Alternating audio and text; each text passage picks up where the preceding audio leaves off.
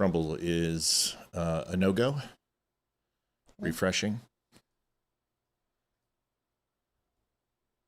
Going to start Instagram. Instagram is a check.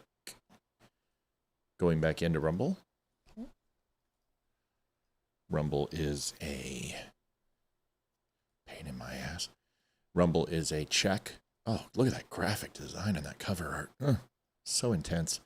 Welcome to the Don't Unfriend Me Show, everybody. I'm Matthew Speer and Olivia Speer. We are here and we are queer. No.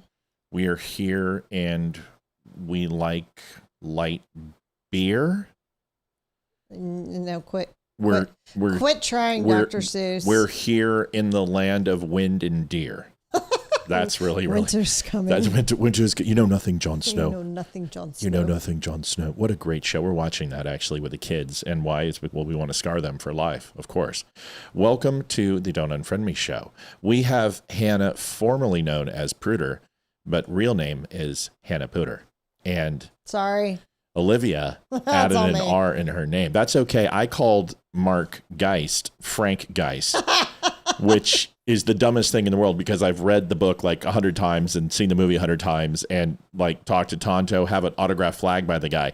But it doesn't matter. Tonight, you guys have to see Operation Arnon. I had a chance to watch it about a month ago, but we'll be playing it for you tonight in its entirety. Hannah is in studio. In fact, if we say hello, hello, a voice. Where could so it be? Excited to be here tonight with y'all. It's going to be fun. You're going to have a picture here soon, and we'll put her on. But first, I've got to embarrass her by reading her bio that I write for everybody. An ode to Hannah Puder, and hello Puder. to.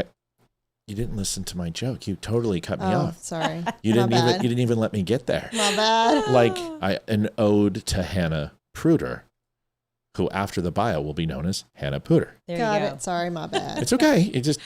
I've got one of those. I will use it. All right, let's get to it, folks.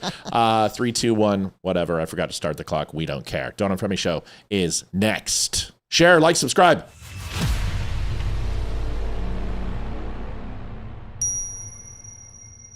Ting. Do you want the truth? Are you tired of being so confused? You feel like your mouth knows up than the lies on the evening news. Well, just step right in. We can talk about it all as friends. And if you want, we can hug and kiss and make up for the party ends. Agree or disagree, stop unfriend me. 'Cause I'm everything you want. Damn, show what you need. I won't tell no lies. Back up on the facts with truth. And if you can't get down with that, you must be somebody's new.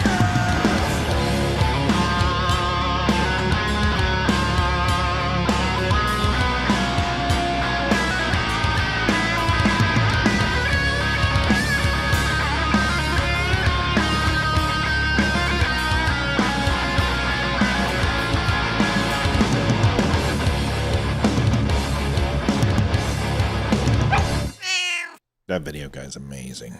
Yes, he is. What a stud.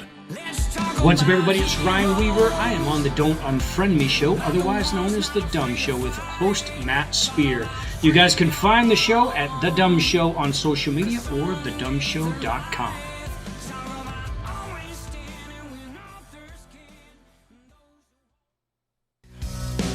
Yeah, back to the good old days. Back when liberty was safe.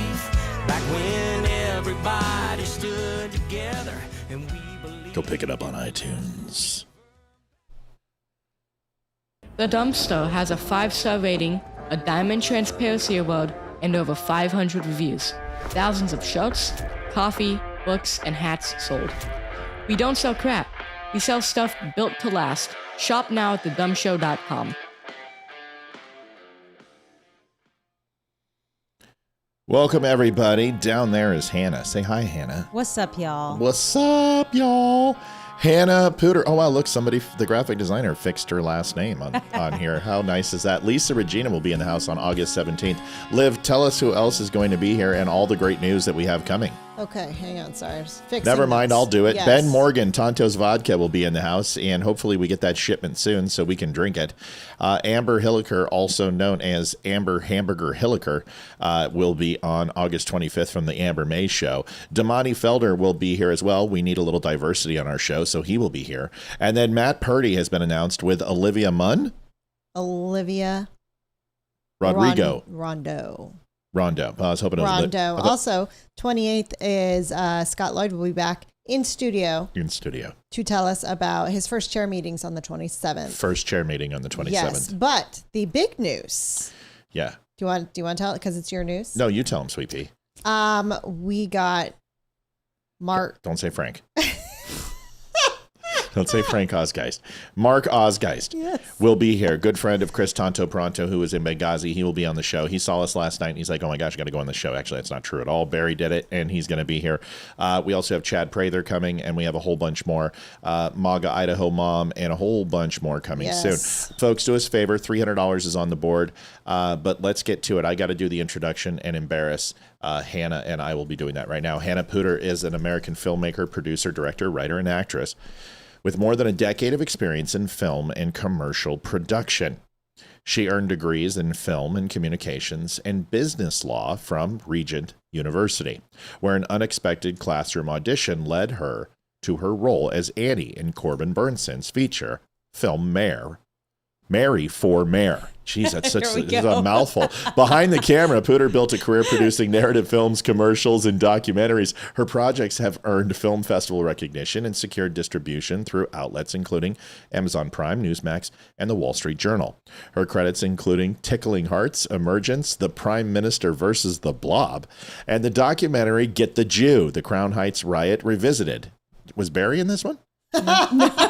Her latest project, Operation Arnon, A Story of the Sacrifice and Hope, is a 16-minute documentary that Puder wrote, directed, and produced through Palladium Pictures. Or is it Palladium? Palladium. Yeah, Palladium. Okay. Palladium. The film recounts a little bit of Greek mythology. The film recounts the extraordinary Israeli hostage rescue missions conducted in Gaza on June 8th, 2024. Israeli forces simultaneously entered two buildings in densely populated Nuseirat. Is that right? Nuseirat. Thank you very much. Nuseirat camp. And rescued hostages who had been abducted from the Nova Music Festival. The operation required extensive intelligence, careful coordination, and dangerous daylight extraction under heavy fire. Chief Inspector Arnon Zamora, a commander in Israel's elite Yamam, which we'll talk about what that stands for, counterterrorism unit, was mortally wounded while leading the rescue. The mission was subsequently renamed Operation Arnon in his honor. Through interviews with military officials, intelligence specialists, and Zamora's family, Puder's documentary examines the mission's planning, its human cost, and the controversy surrounding its international portrayal. At its heart, the film presents a story of 4 people brought home and one commander who gave his life helping make that rescue possible. I want to welcome Hannah to the Don't Unfriend Me Show. It's good to have you, and welcome. This is great to have you in studio, and why don't you tell everyone a little bit about yourself that I may have missed, and that wonderful blob movie thing that I haven't seen. Go ahead. Thank you. No, it's a real pleasure to get to be here. You know, when you originally reached out and we were coordinating, so glad I got to be in studio because this is a super cool studio. Yeah. And as someone who is in production and film, I got to say, fantastic job. Yes, it ma'am. looks great. Thank you. We appreciate that very much. We worked very hard to become so. Yeah. No, you know, what I say about myself is pretty simple. You know, I'm a filmmaker, I'm a patriot, I'm a Christian, and I love what I do. You know, it's a real privilege to live in a country where you can be so proud of your country's origins and your roots.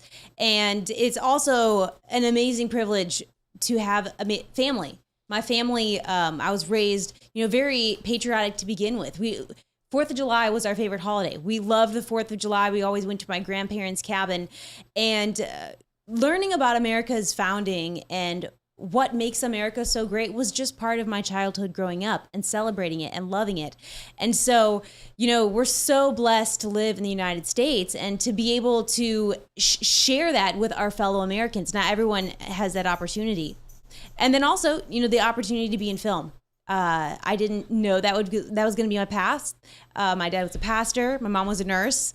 Somehow ended up in film. Actually, I have three other siblings that are also all in film too. Oh wow! What do they do? A bunch of filmmakers. Yeah, are they all filmmakers, actors, actresses? So everyone is in film in a different aspect. One's a director, one's two are videographers, another one writes. So, it's the opportunity to make film and to tell story is so special because you're making something that will live on forever, that can help change people's mind and inform them, hopefully. But it's also a big responsibility because you're putting out information that people are going to trust and believe and could really make an impact in the world. So I love what I do. That's who I am. Thanks for having me on the show. Outstanding. I like long walks on the pier with, Barry Manilow music. And it sounds like a Miss America type thing. You know what I mean? What is that? What does she say in Miss Congeniality? What's your favorite? What's your favorite? Describe your perfect date. Yeah. She's like, April 28th, because it's not too warm and it's not too cold, and all you need is a light jacket. Dang. Miss America questions. That's very well done, Liv. Okay, so when you did this film, and we'll kind of talk about the film first and work backwards here. Is it something that you got to Israel for, and did you have a chance to go to Israel, or did you stay stateside, and how did that work out for research for the film? So when I initially started working on this project, Operation Arnon is the name of the short film. I had initially started the project taking an American political approach because after October 7, the American politics were very interesting. We had very mixed messages coming from our administration, the way the generals interacted with the Israelis in terms of helping with defense. And so I was initially going from an American approach. And due to the time frame that I was making the documentary, I got pushed into hey, you only have a couple months for the executive producers that were distributing it. You don't have time to wine and dine all these American politicians. You need to switch. You need to change your story to hit your delivery. And so, living in Virginia Beach, Virginia, I have a lot of friends who are patriotic, who are in the military. We have the largest naval base in Virginia Beach. We also have special forces teams, SEAL teams there. And so I know some of these guys that... Wait a second. DevGru is in Little Creek? I had no idea. Sorry, a little sarcasm. It's fine. It's a long story. We'll find out. You'll find out about that in a second. Damn neck. Yeah. Well, yes. Damn neck. Anyway. Wait. You mean Naval Marine Corps Intelligence Training Center, Nimitzi? Yeah. Oh, you mean where I went? Oh, yeah. I know it from pretty familiar. She may not know your history. It's okay. I'm going to give her crap because this is what we do in the Don't Unfriend Me show. I love it. All right, but go ahead. Anyway, so I know friends that are in the military who do special operations, and when I first heard about Operation Arnon, it was kind of through the grapevine, as they say, and it was a hostage rescue after October 7. And I thought to myself, of course, when I found out I was sent a a wiki page. Mm-hmm. Oh, maybe it was a wiki page. And, it had all this information about the operation. Most of it was reported by Al Jazeera, which, of course, is basically a terrorist news network. Yes. And when I was reading it, I thought to myself, this is absolutely wild. Coming out of October 7, the big push that everyone was hearing on the news was, bring the hostages back. Of course. I mean, that was the devastating aftermath of October 7 is 251 hostages being taken back into Gaza. And so there's really only two ways you can do that. Either you have to negotiate, which wasn't going so hot for most of the war, or you have to do a military extraction. You have to do it militarily. And so when I saw this Wikipedia page and all these articles, reporting on this operation, well, first off, the page is called Massacre, so that tells you that the perspective of it, very bombast approach to reporting on the operation, just really condemning Israel, the operators, the people involved in this rescue. How dare Israel go and rescue their hostages? I thought to myself, why was this not all over the news? Because I'm on X, I'm on the news, I watch a lot of podcasts. I didn't hear this. And I thought that was very interesting. And so as I began to read more and do my own investigation, I realized that there were some heroes that had died, soldiers that had died in this operation, and their reputation was also being frowned upon. Frowned upon is a moderate way to say it. The UN basically came out with some documentation and, boring speeches about how this was so bad and, shame on Israel and shame on these people for doing this. And so I thought to myself, knowing people in the military community, people that do these kind of high stakes operations, Arnon Zamora, the leader of this operation, he unfortunately passed due to his position in the breach and what went on during the hostage extraction. And I thought to myself, there needs to be a redemptive story to this. The truth of what went down in Operation Arnon, needs to be told. These guys don't have anyone talking for them, especially in the United States. So I felt compelled to take the story and to tell the truth of what happened and to honor these heroes who risked their lives in extraordinary circumstances to do what no one else could have imagined, which was a successful hostage rescue in the middle of Gaza in the Nuseirat camp, which is a heavily crowded area. And so I felt compelled to take on this story. So you live in V Beach now, right? Yes. Okay, cool. So what do you do in V Beach specifically? Is it full-time production and filmmaking, or is there other ventures that you participate in?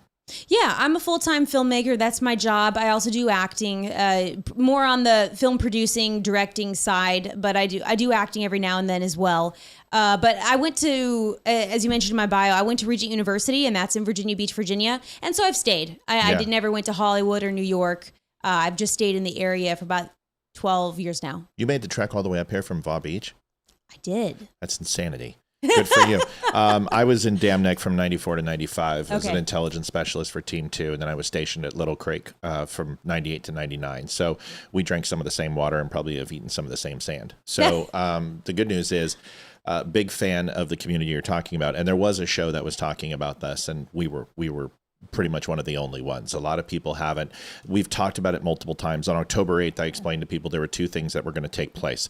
One is that people were going to let their masks slip, and you were going to find out how much the world actually hated Jews. And the second thing you were going to see is that Israel was going to take the gloves off. They were going to give fair warning. They were going to give 30 days, and then they were going to ring holy hellfire on anyone who facilitated October 7th. Those two things took place. But the vacuum that took place that I wasn't expecting was to see so many conservative voices flip the switch and turn on every facet of something that's been a staple for us since Ronald Reagan, which was the support of Israel, and actually even goes back to Nixon and can go back to Gerald Ford, the support that we had, and even the failures of Jimmy Carter. Did this surprise you when you saw this, when you saw conservatives, like supposedly conservatives like Tucker Carlson, Candace Owens, and others start, propagating Muslim talking points and taking money from Qatar and UAE and other places and starting using the anti-Semitic tropes that are being displayed every day today? Did it surprise you? Transparently, no. So as soon as Tucker Carlson started his own network, I didn't know what was going on, but he always had this narrative with every guest that started with, man is innately good. And man's going to do the good thing. And if man has the right opportunity, man will always be good and do the right thing. And as soon as he established that as his worldview, I knew something was off. Because people don't normally do the right thing. People aren't innately good. People tend to seek something else. So I knew he was trying to build an audience and to push past something perhaps that he actually embodied himself. Also, I didn't think Candace Owens was a surprise either. No. Because she all of her dialogue, even from the beginning, was always based on tearing other people down. Sure. It was about nitpicking. It was about gossip, very petty. And so I never was interested in listening to her, even when she was very conservative, simply for that reason. Mm-hmm. So it doesn't surprise me that there were other elements going on, that they were taking time to build an audience, to curry favor, whatever they had to do. And then they let their real feelings on the world come out as they slowly brought their audience with them. Yeah. Would love to get a couple things put in, Olivia, if you want to go ahead and hit that, and then we can start watching the film. What do we need to know about this that maybe we're not going to kind of glean from what we've already talked about? Brenda Shepard donated $11.50, the best show ever. I don't know about the best, but it certainly is the best in the room. So what do we need to know that we're not going to know about this? Also, real quick, the reason why I asked you about Israel, have you ever had a chance to go, and do you want to now after spending some time on this film? This film was filmed in Israel. Okay. And so you have been in Israel? I have been twice. Okay, sorry. I didn't get that, and I don't know why, so I apologize. So that's no outstanding. Problem. What were your thoughts? I mean, besides the food and besides the cobblestone and besides the absolute just beauty of the entire country, what was your overall feel of Israel compared to the United States? It was very different. I wasn't prepared, because most people that I know that go to Israel come back, and granted, we're talking about, Christians who go for religious reasons for the most part. Sure. Most people that I know that go to Israel, they come back and they literally want to move there. They absolutely love it. I did not have that reaction. I really appreciated it. And as you described, like it is very different from the United States. It is very, very different from the United States, which I was surprised at, because the way everyone talked about Israel, I was like, oh yeah, it's like the United States, except the Middle East. Not at all. No, it's the Middle East. Yeah, it is. It's the Middle East with Western civilization somewhat attached. And I didn't realize, having never been to Israel, how many Muslims are everywhere, Arabs, not just Muslims, but people in their culture. It's not just Jewish people in Israel. It's for better or worse than naivety on my part, but it was a very, very different culture than what I had anticipated. But the people that I had met and got to interview and got to interact with, it was a real blessing, because I got to see some real authentic moments and stories of who the Jewish people are, and some of that is reflected in the film. And so that was a real blessing to me.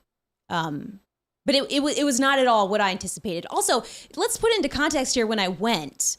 So I had my flight booked before a deal was signed. So I was making this film whether Hamas was done or not.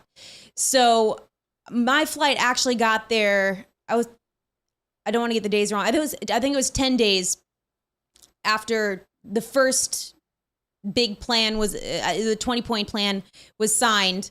And so when I touched, there were no tourists at all. I was like the only blonde-haired person in Jerusalem. Like there were no tourists. I stuck out like an extreme sore thumb. And then it was still a very hostile environment. People didn't know, if war was really going to be over. You sense that there was a lot of tension and sadness in the air. And so that was also, that plays into your first time going to Israel. Sure, it was very different. But it was crazy, because where I was staying, timeline, if you think back that far, depending how much you were following what was going on in Israel, across the street from me, the day after I got there, across the street from me was JD Vance. He came for a couple days, and his hotel was across the street. This. So his guys came all in and like secured his hotel. So I'm like, I'm gonna be okay. Sure. The vice president is across the street from me. Right. And because he came across the street from where I was staying, all of Jerusalem shut down, and I had to totally redo my production for logistics. Because my interviews couldn't get in town. Sure. They couldn't get to my location. Sure. I had to change. OPSEC is literally a perimeter of 3 miles around that area, and nobody's getting in or out who's not verified. Absolutely. So it was extremely challenging from a logistics perspective. And also, I don't speak Hebrew. I don't speak Arabic. I am there by myself great. As an American trying to and let's see, you're blonde. Make everything work. You might as well have a big sign that says American, right? I speak no other languages. I don't fit in, and I don't like the food. Did you meet JD Vance while you were there? No. I did not meet JD Vance. Darn it. I know. So the logistics suddenly became a real struggle to even get this film done. Suddenly I was like, oh my gosh, am I going to even get any interviews? Like, what's going to happen? I really don't know. Lots of prayer, no sleep. But I did end up going to Tel Aviv to get some interviews and a couple other locations that ended up working out. So I got the interviews I needed on the first trip and then got more on my second trip. But so it was a very different time to visit Israel. I would really like to go back sometime and actually get to see a lot of the sites that most people go and get to see. I was there. Did you have a chance to see any of the holy sites or no? I saw the Church of the Holy Sepulchre. Yep. Like literally a couple hours before Vance, so it didn't get locked down yet. I didn't know he was there yet until we were leaving, and then I see all these people coming in, and then my brother. I didn't mention that. My brother, associate producer on the documentary, he's also in film. He was there, so it wasn't just me. He was there too with me. I need to mention that, and he's like, "Oh yeah." That's probably the vice president. We look it up. We're like, oh, yeah, he is coming. And then Rubio's coming. We got to get this before Rubio comes because then we're going to be really in trouble. Right. Never did anything done. But no. So it was a very different time. And I would love to go back and see all the classic sites that everyone sees. I was in production mode. I mean, especially you former military, you get in that same mode. When you're in production mode, yeah. You're on a mission. Nothing else matters. You don't have time to do anything fun. Like you're on a mission, and I was on a mission. I had a time frame. I had only a certain amount of days I could get it done, and so yeah. No, we sat outside on anchor 7 days outside of Greece, and I was like, I'm literally going to jump, 65 feet off this frickin' deck and swim to shore if I don't get to go to Greece, and I didn't get to go. It's one of the countries that I did not have a chance to partake in. But you're sitting there in Limnos Isles, and you're like this is some of my family's history. I want to go. But you've got a job to do. So we're going to talk about that tonight, about the USS Lincoln and what's going on with that vessel. All right. Well, how'd you like the food? Oh, sorry. I loved it. Yeah, it's amazing. I could eat the food all the time. I loved it. Hold on, let's hit this real quick. Barry Morgenstein donated $25. Everyone is going to love the film. Great job, Hannah. Yes. Barry! Yes, Barry's here. Heart! Barry's always here. Barry is always here. He doesn't here. show up and come over, but he definitely shows up when she drove 3.5 hours. Barry, I've never seen you drive 3.5 hours. Barry. And you're going to be an hour and a half away from our house, and you still at the won't end of this come. month, Yeah, and so, you still won't come. And just saying, dude, whatever. We're going to go kidnap Shelly, and then he's going to have. We should take a trip to Israel with Barry, and that would be just amazing. And we go to Greece too. That'd be awesome. You'll get good pictures. Yeah, that's absolutely go on vacation with a photographer. Yes. All right. Well, let's start the film. Go ahead and introduce the film. Just take 30 seconds, introduce it, and we'll get her started. Actually, the beginning of the film has some title cards that I think say it very well. Oh, then we'll just let the film speak for itself, yes, right? Please. That's even better. Let's do it. Here we go.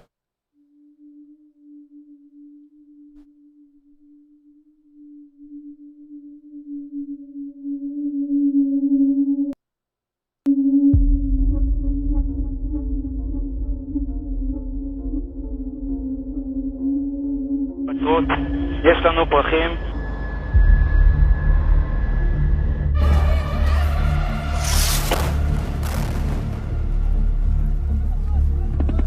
Every Hamas and Islamic Jihad fighter with a weapon, they were out on the streets firing at full capacity.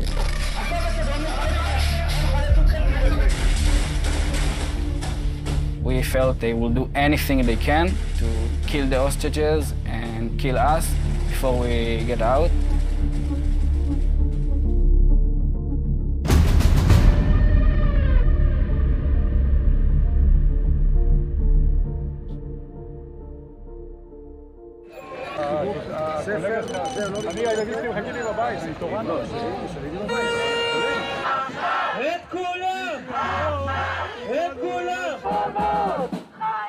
Throughout Israel, day after day, Israelis rallied to demand the release of the hostages.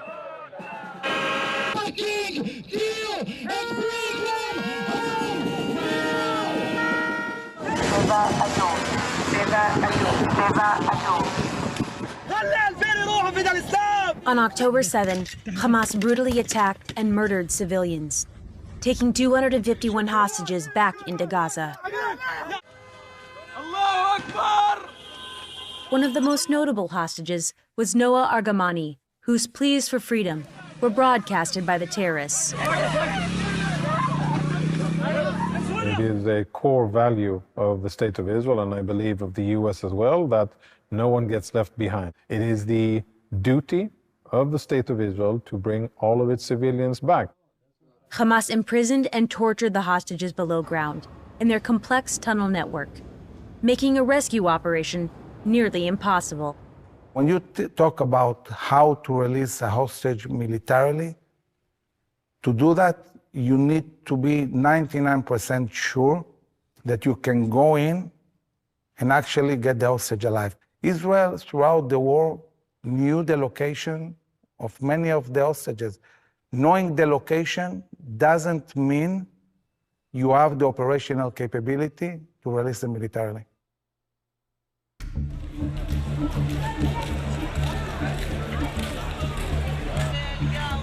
Despite the challenges of an operation inside of Gaza, the Israeli Defense Force coordinated with intelligence and embedded within Gaza to track the movements of Hamas and the hostages.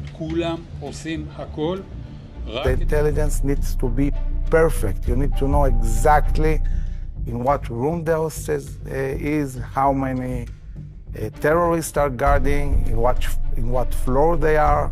Also, you need to think very carefully how you arrive to the place in disguise, and mostly how you get out. After weeks of surveillance, the IDF planned a joint special forces operation, calling on Israel's Tier 1 counterterrorism unit, the Yamam.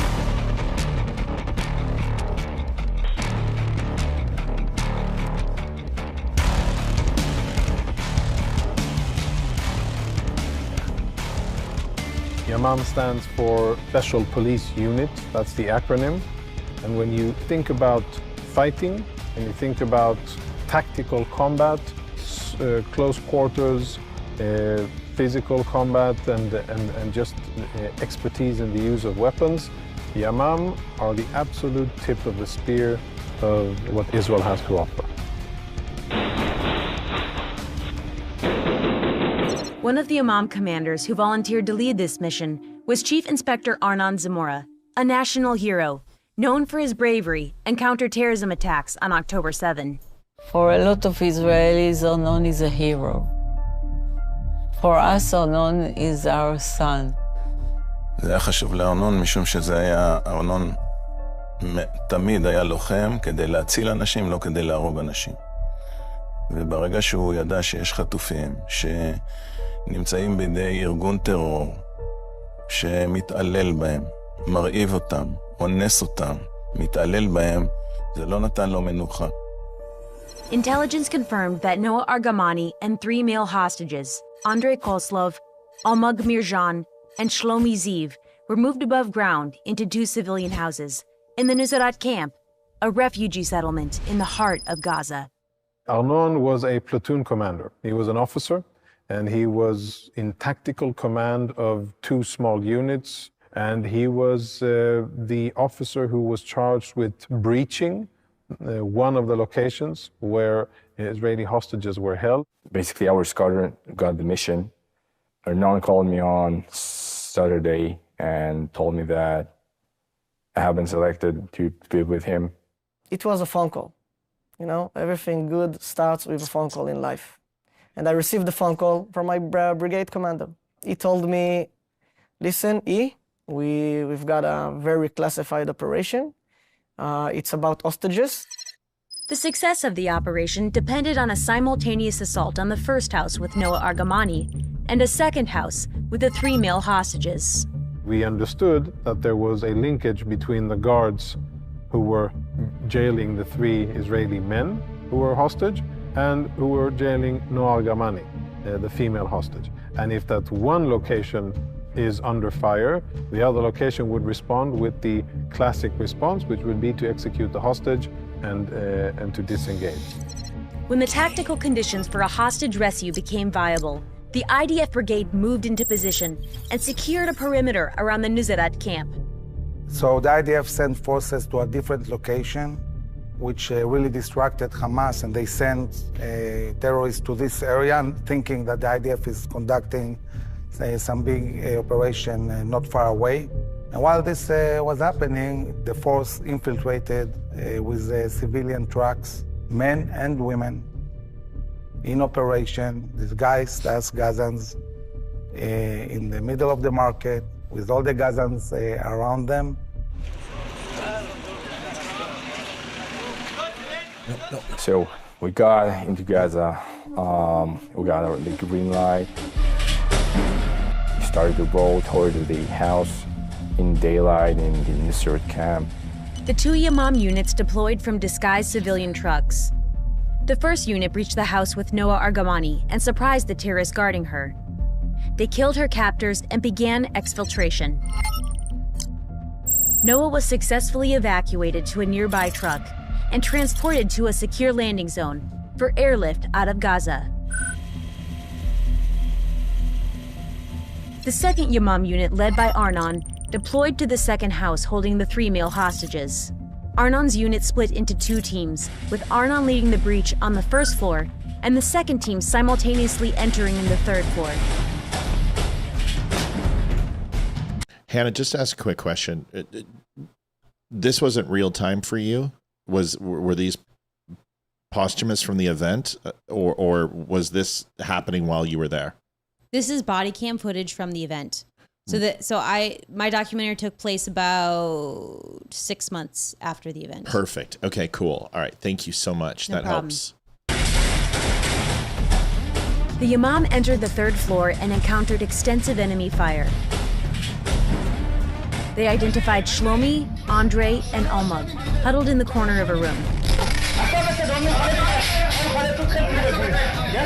In a close-quarters shootout, the Yamam engaged and killed the armed terrorists guarding the hostages.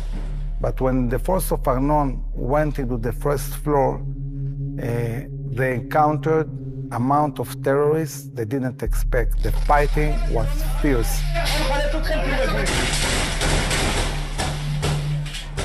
ארנון הצליח להיכנס לדירה, הצליח להרוג את בעל הדירה, שקראו לו הדוקטור, היה לו כינוי הדוקטור, ואז הופיע מישהו שלא ידעו שהוא שם, והתחבא וירה צרור לא מקוון, וארנון קיבל 2 כדורים, אחד בראש ואחד במפסעה. As they began their exfiltration under heavy fire, the Israeli Air Force responded, with airstrikes securing the perimeter. They stirred up a hornet's nest, and basically every Hamas and Islamic Jihad fighter with a weapon and every civilian look-alike, they were out on the streets firing at full capacity. They were targeted with RPGs, with machine gun fire, with automatic weapons, with grenades, with pistols, with everything. It was really massive fire by every Hamas operative that was in the region, in that area, and more Hamas reinforcements quickly responded and got to the location. We felt, and I felt it, they will do anything they can to kill the hostages and kill us. מאותו רגע כבר חילצו את החטופים, ואז גם חילצו את ארנון.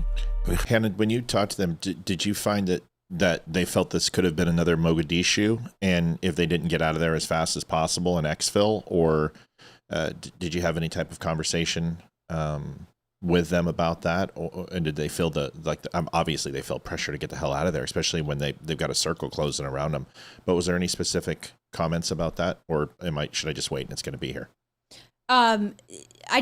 The documentary doesn't talk so much about the soldiers' direct experience. Yeah, when everything went hot, they basically had no clue. I mean, they weren't sure if they were going to get out. It was a very risky situation, and they didn't know. They knew there were terrorists there, of course. They'd done HUMIT ahead of time and knew where some of the terrorists were, but they didn't know to the extent. And something that is common in Gaza is that you have civilians who look like civilians. Sure. And then as soon as a war situation comes, they go grab their guns and they're actually Hamas. So it turned out to be just a complete hotbed. Yeah, HUMIT's tough to identify ideology. That's one of the biggest problems with Afghanistan and that. Thanks for that. I just was wondering, because it sounds like there was just the opposing forces were just absolutely massive, very similar to Mogadishu, as you don't know who's friend, who's foe. Okay, thank you so much for that. הכניס את כולם לתוך המשאית, שהייתה אמורה לפנות את כולם, וכולם היו שם בפנים, גם החטופים וגם ארנון, וגם 3 רופאים. We were on our way out, and then we got shot in the gear of the vehicle. After a few meters, the vehicle stopped in the middle of the Nisarut camp. The RPG that struck the truck with Arnon's unit and the hostages left them stranded in the middle of the road.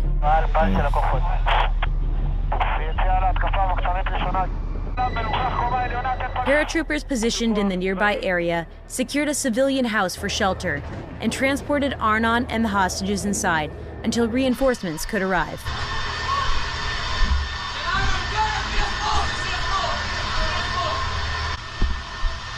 Finally, the armored tanks arrived.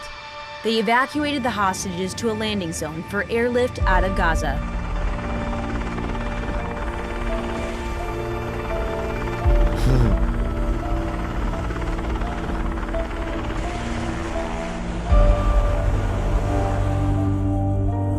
איתנו.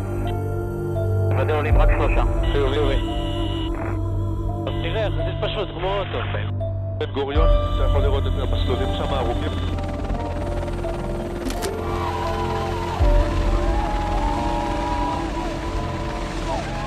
It was like rescuing people from hell. You can go from heaven, from the heaven of Tel Aviv, the beaches, the restaurants, to hell. Got beat up in Gaza by the terrorists of Hamas.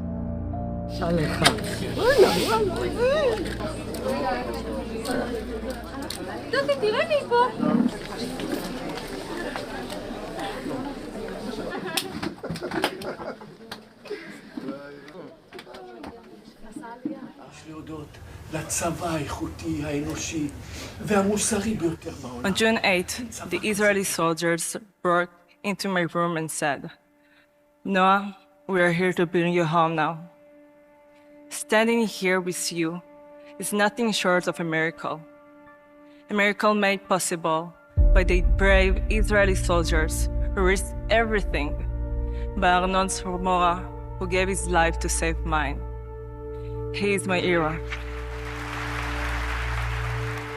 When the doctor came and told us, I went outside. And I saw the photographer and the media standing in one side.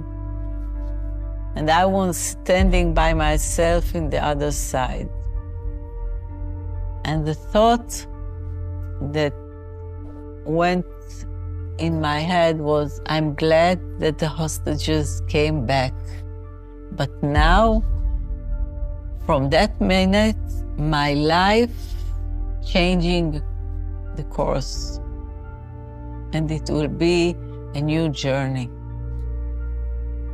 A journey of grief, pain, but also happy things, and I will choose to live every day.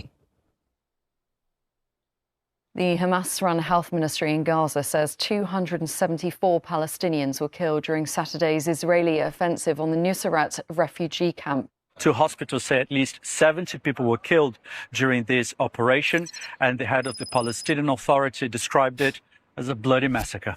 Yeah, shut up, jerks.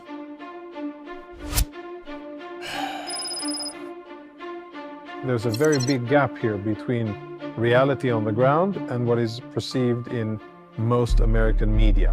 The reality was that Israel conducted one of the most daring, precise, and successful hostage release operations in our history, perhaps in Western history. The smear campaign is part of a general strategic effort to undermine Israel's legitimacy to defend itself and to fight and to defeat its enemies. When I see, like, when I'm going into the social network and see what is talking there, that we are butchering civilian and all of the things, it's so far from the truth, really. So far from the truth.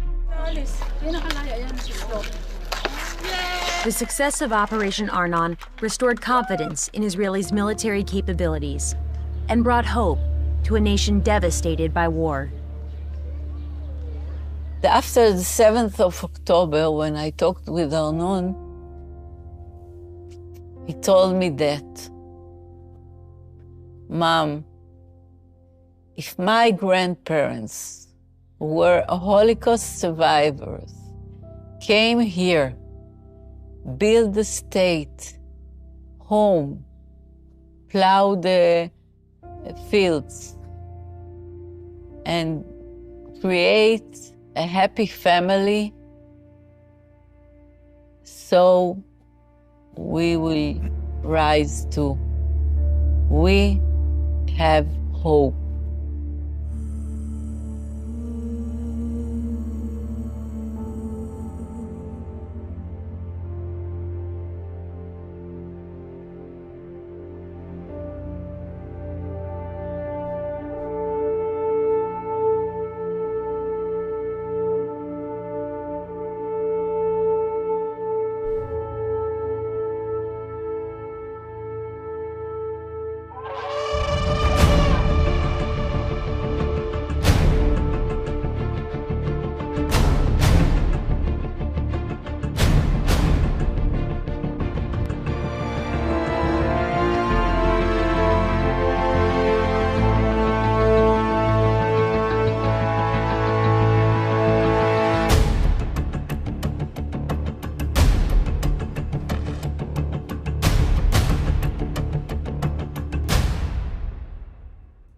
Michelle, happy birthday. It's wonderful to see you here. Have fun with family. Michelle Lionberger's a Happy birthday, Michelle. long-time fan. So I was like a whole family affair. I saw like 5 different Puder names on the end yeah, credits. and they spelled it right too. Yeah.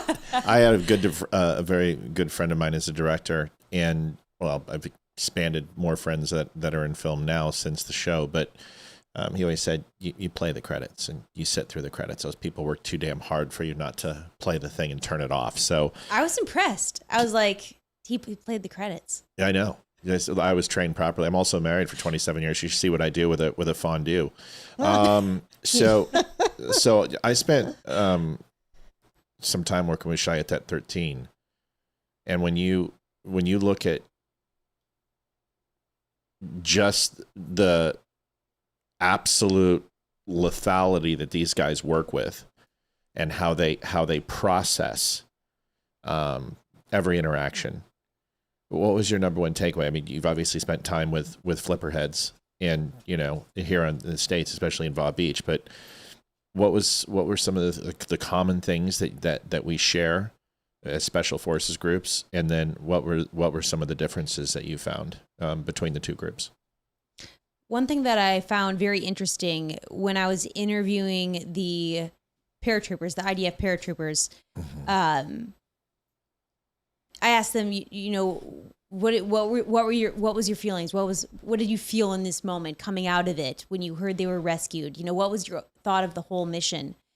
And, he quite simply said, this is what we do. And we are the ones, who are honored to do this. And so I think that's the real shared value that we have with Israel and our Israeli allies, because they value life. Unlike so many other cultures, every single life has value. Every single life has worth. And if you look, and this operation is the quintessential military example of that. Why do I say that? Because there are 4 hostages. And the amount of troops that it took to pull off this operation, not too different from what just happened in Iran when we rescued our pilots, hundreds of thousands of people in position to pull off this operation for 4 people, for 4 lives. Yep. Why? Because every life matters. Yep. And that's something that I think needs to be talked about more is the shared values, the moral values and ethical values that we have with Israel, because that is why they are such a good ally, sure. and why we value them so much. But that was one thing that I recognized, right, in the interviews, that's something that's common, that's shared. Something that surprised me, also one of the IDF soldiers, actually it was the paratrooper, when we had begun to talk about the end of the documentary. And he talked about end of the operation, and he talked about, seeing everything that was going on online, and the lies that were being told about their operation. I mean, I just imagine yourself being in that situation where you're on the ground. Your life is almost taken from you because it was an extremely risky operation. And then you go on social media and see people calling you the horrific names that they're called, and you're a hero. Right. You're going there to save people's lives, and you're the bad guy. I mean, it's incredibly horrific. Well, is an understatement. But one thing that he said, first off, he thanked me profusely for giving him an opportunity to say his story. He said, "You don't know what this means, especially because you came all the way from the United States to just hear my story." And then conversely, he also shared something that I was not aware of, but it didn't surprise me at all, about how they do warfare. And he explained some of the pains that they take to not kill an innocent person. But to the effect that if someone is Hamas or a terrorist and they are identified as such, they give every single possible opportunity for the terrorists to surrender. And so that it doesn't surprise me, but he went into detail describing some of the methodology that they go through. And it was incredible. Obviously, that's not, my film wasn't about that, but it was incredible to meet these guys. I was truly honored. You saw they were all masked simply because of what they do. And some of the IDF and special operators have received a lot of backlash when they had previously done interviews. So now, their faces have masks on. Yeah. But I got to meet them without the masks on. I have pictures without the masks on, and they're amazing guys. Yeah. They're really amazing most guys. Most operators are. We trained a lot of their teams, and they obviously cross-pollinate, and you spend a lot of special time with the United States from an intel perspective and operator perspective, and that happened in 1996. And when NSWAG was developed, Naval Special Warfare Activity Group 1 and 2, is when intelligence got to start working with the teams. So we piloted that program in 96, and then we had the luxury of working, and it is a luxury. It was an amazing time working TDY with those people. Incredible operators. Their intel, IDF and Mossad are just, people have no idea. They have no idea how much Israelis respect Americans. And this whole bullshit that if you're Christian and you go to Israel, you're going to get spit on. Yeah, there's areas of Israel where they don't love Christians. They don't love Americans. I could go to Detroit and see the same thing. But to say that's, if you take a look at Parliament, if you take a look at, there's Orthodox, there's Arabs, there's gays, there's lesbians, in the hierarchy of the administrations inside Israel. And they are a very eclectic group. And in fact, it's a bastion of Western civilization. And they live that credo. And it's the only place in the Middle East that has that level of freedom and is indicative of the United States. So yeah, I take my Jewish shekels seriously. I love my $7,000 payments from Netanyahu. I get them constantly to say wonderful things about the Jews. They're fantastic. I love Israel. Listen, if Qatar and UAE gave me money, I'd probably say cool shit about them too. So I'm for sale. You just need to up the ante. Liv, folks, 276-200-2105. Call in if you have questions, and you guys can speak to Hannah directly. What's great about her being in studio, so just pick up the phone and call. Liv, did you have anything you wanted to ask Hannah? You met the cat. She likes you. Yeah, that's true. I told you the cat would be. That's true. They like to, she likes to come and chill on the desk. I met the cat. It's fantastic. I don't have a cat, so it's great. That's Yenny. She's fun. She's a good cat. That is Yenny. What's your next project? What are you going to be focused on now? And I know you've done a string of different projects. Where can people find your projects? Obviously, we want them to be able to go to a website and discover more about you. So if you don't mind giving me the website, and then second, what are you working on now, if you don't mind to share with us? Absolutely. So my website, I hate to say it, is actually down. Okay. I'm revamping it. I literally wow, if only you knew somebody who did all that type of stuff. I'm redoing my website, so it's not currently up. But the stuff that I've done is somewhat everywhere, right? So some of the projects nice. I love it. Down. If you got that domain, remodeling coming soon. That's some money. I'm working on it. had to redo it after Operation Arnon to change some of the focus of the website and to make sure I could get that on there. So some of the stuff that I've produced is kind of all over. Like I've gotten to work with some other amazing directors and producers. Some are on Amazon, Newsmax, different streaming platforms.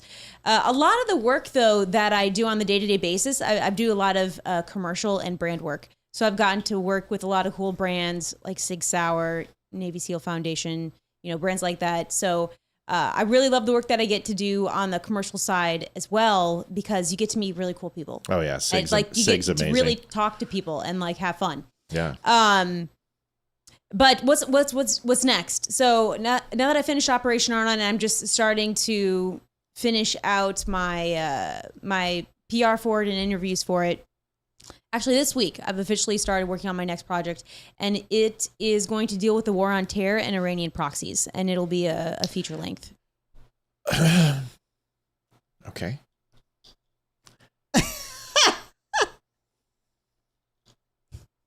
Yeah, that's my next one.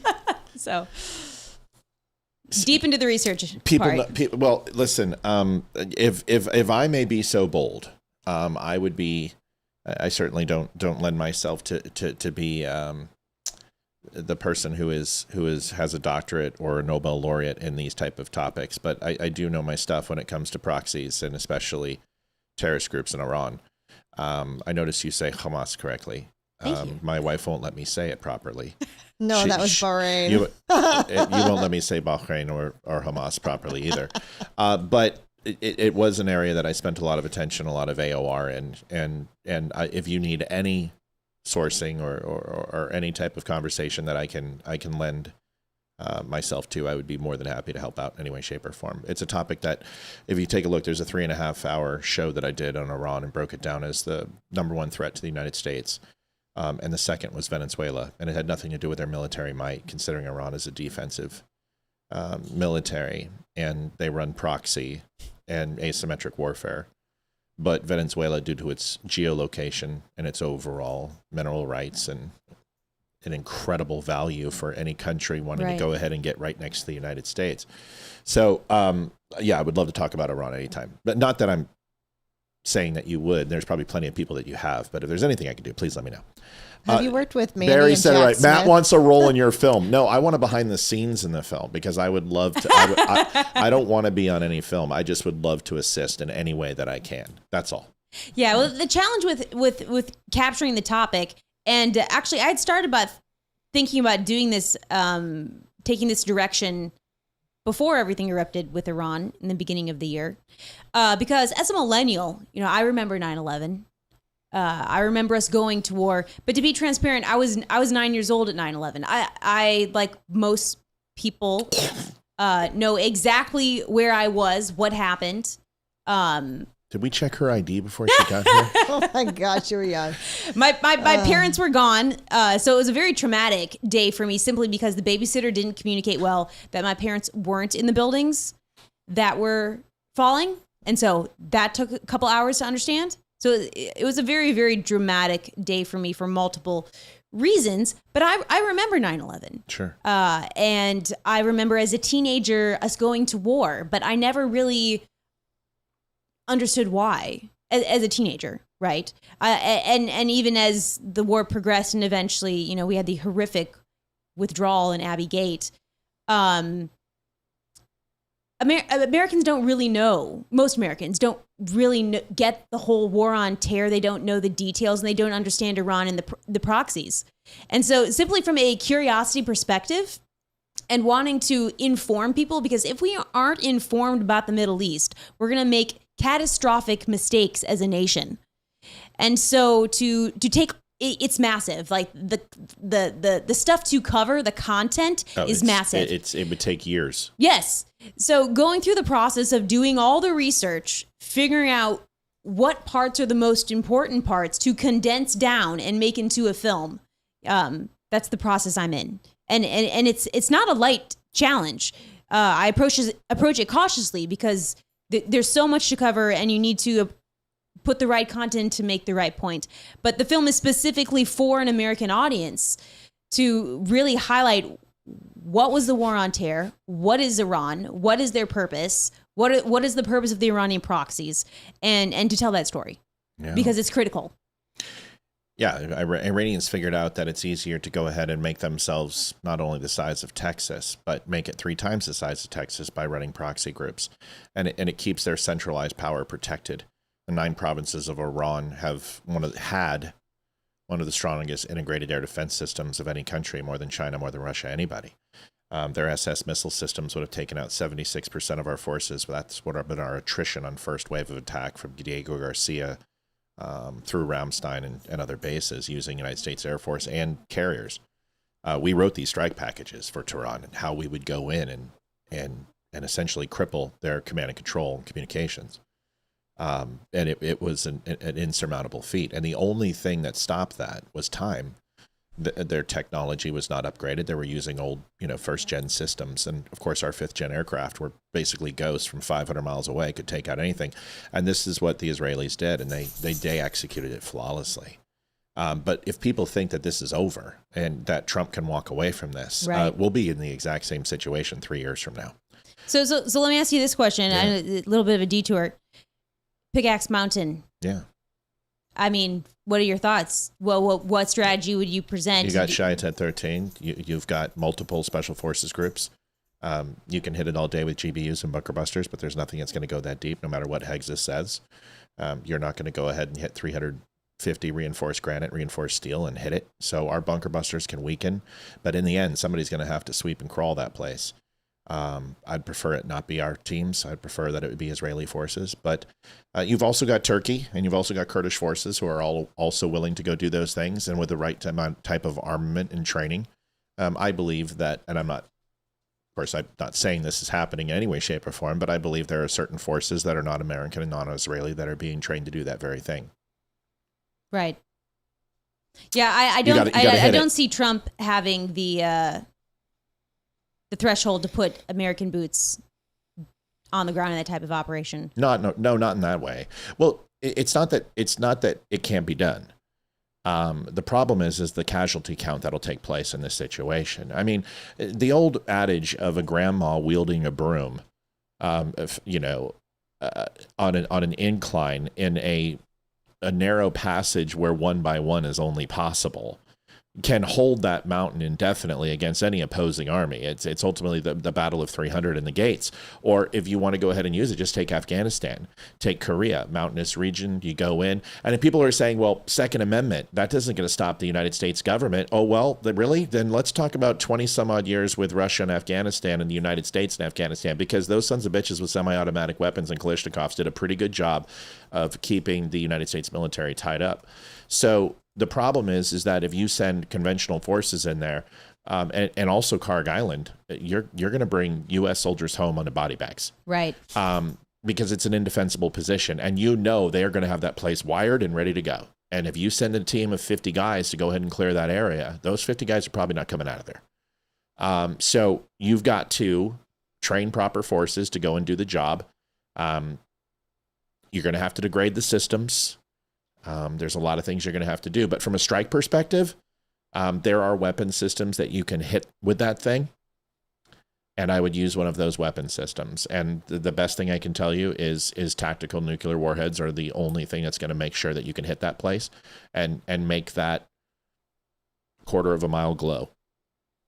Yeah. That solves the problem. Because if you irradiate the area and use a tactical nuclear warhead that is meant specifically not to go ahead and reach the outer atmosphere, not go ahead and kill people with the change of the winds, and you hit that and irradiate that area, well, it becomes a moot point because they're not going to run around in anti-radiation suits and harm suits to facilitate what they need to do there. But you need to hit Pickaxe. It's a huge target. It's been a huge target for 2 decades. What do you think is the probability it happens within Trump's term? It depends. It depends if they have irradiated material in that area that's enough to yield a nuclear warhead. They already have intercontinental ballistic missile capability, short range and medium range missile systems, so they can hit Europe. We know this. They launched at Diego Garcia, and although their acquisition systems are dog shit, You don't have to be perfect with a nuclear warhead. You just need to hit within, a 1,200 mile radius of somewhere in Europe, and they don't care, even if it's farmland. So they have the delivery system. We know this because they were reverse engineering Korean missile systems and Russian missile-based systems and testing these. So we know they have medium and semi-long range, not international ICBMs, but long range and medium ballistic missile systems. So they have the delivery system. Now it's, do they have the payload? And if they have enough enriched uranium, he has to hit it. He has to hit it. Because the ideology in Iran is not to win the war. That's not their ideology. Their ideology is to have as many mass casualties as possible to punish the infidel and the little Satan and the big Satan, which would be Israel and the United States. That's their methodology, death to the United States. And it's been that way since the Mujahideen has gone in there and the mullahs and the Ayatollah and the clerics took over the country. And we were just talking about that. So the methodology of that you can somehow barter with these people or you can somehow form some treaty with them, they don't think that way. The only thing that they focus on and respond to is power. That's it. So he's going to have to do something. I would like to see Israel take care of it. I would like to see Turkish and Kurdish forces get involved and Pakistani forces to get involved because Pakistan is chomping at the bit to go into Iran, give the southern part of Iran back to the Kurds. But you've got to trust the Kurds. We already burned the Kurds too many times. Obama screwed them over, Biden screwed them over, and Trump screwed them over too. So I don't know if the Kurds are going to do their bidding, but that's the long answer to an extremely complicated question. It is. And it was a great bunny trail. Thanks. So Mel Lowe, who is the show mom and the resident Canadian intelligent expert, had a question, and I just got to go. Here you go. It says, Hannah, are you going to go back 50 years to give context to how it has gotten where it is now? Yeah, and how England was the cause of it. Maybe you could do that. In the documentary. Mm-hmm. Yeah. It's a good place to start. It really is. And that's the challenge, right? Because how far back do you go? I'm not sure yet. I'm just in the research phase. But I think you have to tell the whole story because there has to be a clear narrative of why Americans need to care very urgently about what's going on in our country. Yeah. And if they don't know the history and the ideology, what you were just mentioning, if they don't realize the ideology that they're in it for the 100,000 year period, right? They're not like Americans that, switch every 4 years or for taxes are high or gas is up. We change how we vote. So you do have to go back. You absolutely do. How far back, what the whole story is. Like I said, I'm in the research, but the whole story will be told. She picks a great time period because nationalizing their oil was ultimately England's crux. And instead of England going in and doing the work, they proxied the United States to do so. I am so glad we are no longer the bitch of England. I don't like the English, and and there's a reason why. Scottish and Irish here. So I'm all about, and I'm German too. That's another story. But that's not why I don't like, because that would make me somebody completely sympathetic in a time that I didn't. But I don't like the English simply because, and listen, I know British SAS guys, I know Royal Marines, I know MI6 guys. I love the English people for the most part, but I don't like their government. I don't like Parliament. And the Magna Carta sucks. Okay, so good time period to go and start, because a lot of that, Iran was essentially a functional democratic republic at one point, and although had theocratic rule, still did not have the mullahs, the clerics. And Tamar Bush donated $10. Wish I could do more. It's enough. Great. Thank you so much, Tamar. All right, so let's shift some gears. Hannah, thank you so much for sharing that. It was beautifully done. I love the brevity. You can consume it in a sitting, and the beginning still resonates with you while you're watching the end. And I think there are too many films that don't get to the point. It was very well done and very well shot. Cinematography, obviously, a lot of it was real time, so that helps. But you chose beautiful locations, and audio was clear. Cameras were ridiculous. Were you using Sony's? Yes. Yes. That's why you asked. And I didn't. And listen, I know you're capable. You asked my opinion. If you were to ask me if I wanted to replace my cameras with what, I'm the one that says red lenses are some of the greatest cameras. When cinema Sony cameras are unbelievable. I can't afford $30,000, so I use Lumix. Sure. They do the job. But when it comes to lens, it's all when you're picking your lens for filming, it's all about what you're filming. Like Sure. your art, your content kind Sure. of dictates the camera, the lens, the whatever. So, some camera, some lens work great for some aesthetic. Others, you want a different emotion. It just kind of depends. That's always the safe answer. It depends. So as a director, how are we doing? How are we doing with lighting and overall tonality and Fantastic. depth? Okay, she's Right on. impressed. All right, folks. So maybe we can, unlike other documentary directors that we know, maybe we can get somebody to do documentary on us now. Yeah, I'm sure she's right here, and it's like, you know what? Let's take it down, and let's do a documentary on the Don't Unfriend Me Show. No, we're not that interesting, Jack and Mandy Del Rio. So, do you know Jack and Mandy Smith? No. Okay, they're part of the Barry Morgenstein Circle. Okay. If you have not met them, they are do docs amazing. for Newsmax, and they've done some incredible work. And seeing you two team up, that would be great. That would be incredible, because they're excellent at what they do, and as you demonstrated tonight, And so are Christopher you. Martini now. Geez, we can just keep doing this all day long, Hannah. We've got plenty of people to hook you up with. There you go. All right, so the Don't Unfriend Me Show. By the way, you have a 3.5 hour drive tonight. Are you staying in town tonight? I'm staying in town tonight. Yes. Perfect, because we were going to offer you the guest bedroom if you needed it. So as long as you've got a place. Thank you. Oh yeah, I'll remember that next time. We're communal, man. Like seriously, we're booked until like November, so we've got plenty of room for everybody. You've only seen like one portion of the house from the outside. It's not tiny, so we'll take you on a tour and you can see the Blue Ridge. All right, so let's get to it. There's some things that have been going on. We'll obviously talk a little bit more about the film and everything else. We need a documentary on Matt's feet. Of course, Debbie. Debbie, you're sick. As long as there's pedicures before we Oh God, you need a sanding block and some Semtex. Luckily Special Forces people. We can get some Semtex in here. I agree, Matt. That would be fantastic if they teamed up for sure. Got to take her for breakfast. We will. That has subtle innuendo that we don't want to cross into, because she's like 16, I guess. I don't even know how old she is. No, I'm kidding. Lord. No, but take I'd love her to be 16.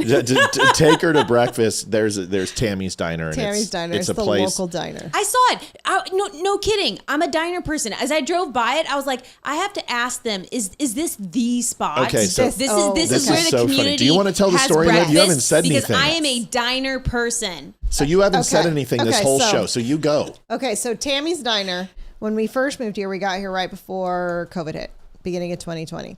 So we were still unpacking and moving when COVID hit, so we didn't do much of anything. So fall of 2020, we're like, we're going to venture out and we're going to go hit this diner down the street. And we sat down, and the owner, her name is Tammy Hines. And I've got the video. you've got the video. So we were just saying hi, and just out of the blue, she just starts telling us everything. And it was the 5th anniversary of her daughter's death. Oh. Her husband has lupus. She has sole custody of her 2 grandchildren, and she's the sole provider for her entire family. And with COVID, her diner's about to go under, and she's had it for 15 years. And she just told this it, and she goes, I'm not going to last until the new year. Oh. We came home, and I just was like, can we just get some met her. pancakes? We really don't want to listen to this shit. No, I'm kidding. That's not true at all. We had just met her, and we came home from breakfast that morning, and Matt's like, I'm going to start a GoFundMe. He goes, I've never felt so strong to do this, but I feel a connection. We're going to start a GoFundMe. And I've never done anything like this. nothing. First of all, it was very selfless, which is not me. So we've never done anything. We raised her $14,000. Wow. And we had only had the show for about a month and a half by that time. So we had like 10 followers. Yeah. So we were not huge. We just pushed it out to everyone, Absolutely. and we raised her $14,000. And No. the diner's still going. Nobody from Don't Unfriend Me donated, No. actually. No, this was all on Facebook, and this was the Round Hill community, and then it got shared to Percival and everything else. Amazing. So it grew fairly fast, and we presented the check. There's Hayden and Ethan. and there's Tammy, and there's us presenting the check and the flag to her. And that was it. And yeah, it was pretty cool. And so now the kids call her like Grandma Tammy. Oh. So we got to take you there. Yes. So we will absolutely take you. Amazing. And so if tomorrow out of town you are not busy, the offer is open. And if you are, that's okay too. So either way, you'll go there. What is the estimated time your next documentary will be finished? I suppose by midterm is not possible. Oh. If you're in research phase, that's that's a lot of work. Midterms would be that'd be a miracle. No, usually so for documentaries, especially because this one will be a feature. I mean, usually, 4-5 months of research. Then you get into the logistics of pre-production. Pre-production can go anywhere from 2 to 3 months to 6 months. You shoot, probably a week, 2 weeks, depending how fast you can line up the interviews. Post-production is the heavy one. So post-production on a feature film, especially a documentary feature film, 6-7 months to a year. Yeah. It can take a long time. This one's not going to be a 16-minute film. No, this one will not be. There's no way. 16 minutes. Because, what I've tried to explain to people is that the culture of Islam and if you just want to take Arabs, the complexity, the different sects, the different religions, the different tribes, the different culture, just the amount of ones that are no longer around anymore are in the thousands. And so the history is so unbelievably difficult. So if you have an AOR and you're responsible for ELIN or HUMINT or RADIN or whatever it would be, SIGINT, and you're like reviewing comm traffic or message traffic or you're doing signal intelligence or satellite intelligence and imagery, you have to have a plethora of knowledge on the region you're in. So when we would go through our A and C schools and we were going to be assigned to these areas, we had to become students of the culture. And I'm not kidding when I tell you this. It is an unbelievable amount of training. And it's like going back to college, but you're literally just getting shoved history. And then if you have to do human on the ground, it is you have to literally immerse yourself in the culture. You're speaking Farsi, you're eating the food, and you're doing that 9 months before you even get in the country. So it's just a very rich culture, but there is just so much to learn. So if you're going to chew off 50 years, that's going to be a document that's going to be massive. You know what I mean? So yeah, absolutely. I've debated doing it as a series because there's so much. That's a good idea. You can easily see it in chapters too. So the history of it in chapters. So I've debated doing it as a series as well. What it usually comes down to is distribution. Sure. Right. So like, what's the appetite for distribution? Who's going to distribute it? What format do they already use? Do they do series? Do they do feature? So there's a lot of details to still work out. Yeah. Well, you just let me know what chapter you want me in. Got your back. Feature. No, listen, I got into rock and soul from Barrymore. I don't need anything else. Are you a model? No, I wish. Although Barry did do our headshots. I do play one on TV. No, I'm not.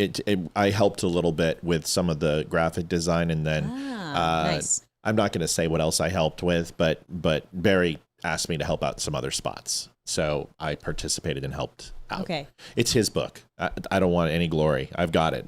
It says the Don't Unfriend Me Show in the back, and that's all I needed. I feel great about it. Let's watch some videos. CNN.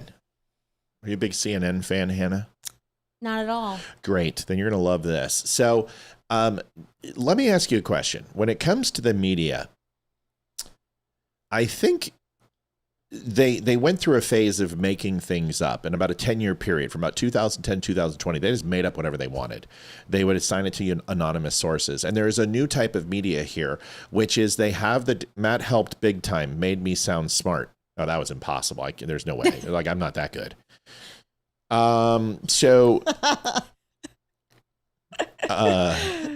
Real quick, do you see behind you there? There's a statue, an Iwo Jima statue. If you look over your right shoulder, yes. That was from Shelley and Barry for no freaking reason. And they knew on a podcast I was talking about how much it means to me. And that statue is so, and it arrived at my door one day. I love the Morgensteins very, very much. So, yeah, they still won't come visit us. So they don't visit us. So they're dicks.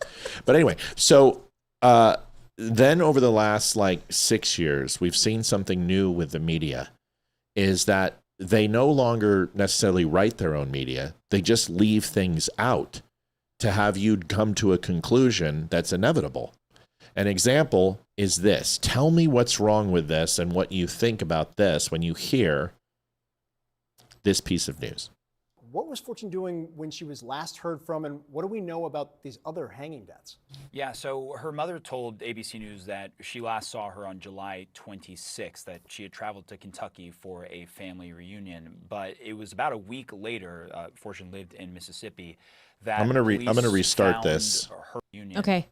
What was Fortune doing when she was last heard from, and what do we know about these other hanging deaths? Just turn it up, Yeah, folks. so her mother told ABC News that she last saw her on July 26th, that she had traveled to Kentucky for a family reunion. But it was about a week later, Fortune lived in Mississippi, that police found her body hanging from a tree outside of an abandoned home in Jackson, Mississippi, a 29-year-old. She was a mother of 4. Now, to this point, as you mentioned, police have not indicated publicly whether they officially consider her death suspicious, only that they're continuing to try and work through this to determine the causes or the circumstances surrounding her death, and they haven't identified publicly any suspects. Now, to this point, it is clear that city officials have been very deliberative in their messaging here, not jumping to any premature conclusions or even offering speculation. And to that point, I just want you to listen to what the mayor of Jackson, Mississippi has said on this, John Horn.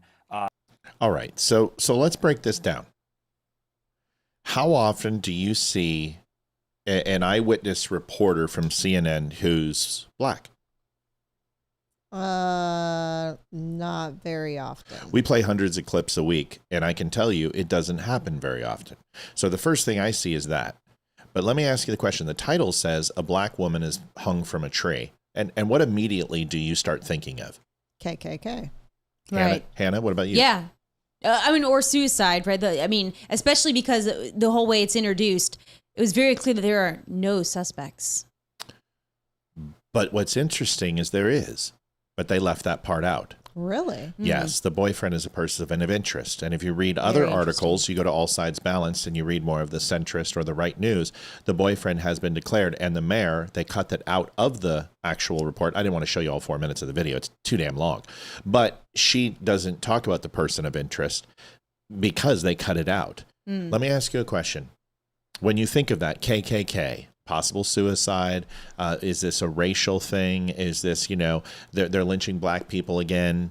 All these things come in, and the racial overtone is immediately assimilated, and it fills the blanks in your head. So they allow you to think that for a period of time. The boyfriend is a person of interest. Let me ask you a question. What color do you think the boyfriend is? Black. He is. Yeah. So you immediately take away that and you go, okay, it's foul play or it's homicide. But the initial reaction that you had that was very palpable has been assimilated in your head because they know how to present the information in a certain way that leads you to the outcome that they want you to feel. Right. This is the new type of media that is very, very clever, and it's very deceiving. And it requires you, it actually mandates that you do your own research on every single thing they say, because now it doesn't sound like they're lying. It sounds like they're presenting the facts, but the facts are being omitted from the true part of the story. It's interesting you mentioned that, because when I had started doing all my research on Operation Arnon, because the whole reason I got into it was because of Wikipedia page, I started over analyzing everything I saw on X. And so I would see a tweet on, tweet or whatever on X, and I'd be like, now, is this true though? Right. So then I'd go in and I would get lost 2-3 hours trying to find out what the truth was. And then as soon as I got what the real truth was, I'd go back on X and I'm like, oh, it's the very next post. Now I got to spend another 2 hours figuring out if this is real. Right. And just to be fair, the right does this a little too.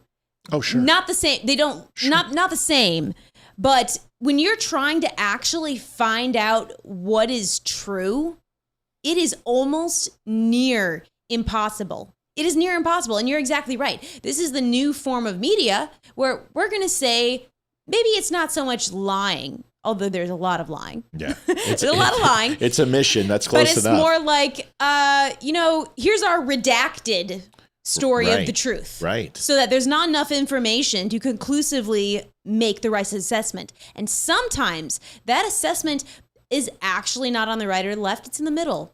True. And we couldn't have that because then we'd have common ground.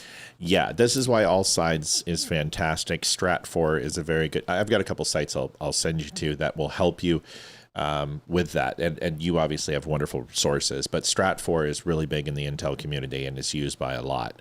But All Sides is a very good balance because it provides the bullshit on the left, the bullshit on the right, and the bullshit in the middle, and it lets you go ahead and compare and contrast all three articles and say, okay, they left out this, they left out this, they left out this, and you start researching the individual nuance that's been essentially redacted or cloaked over, and it gives you consistency on the truth. So I use All Sides. I've been using it for a whole bunch on this show.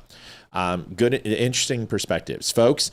We have donated $46.50 tonight. A little slow tonight. There's a whole bunch of people here. We've got a good, 30 over there. We've got Instagram always sucks, and then 110 in general pop. So if you haven't had a chance, do us a favor and help the show. You can go to thedumbshow.com/donate. Here's a little commercial to help incentivize you. And if you don't, we will basically cast a Vada cadaver on you if you don't.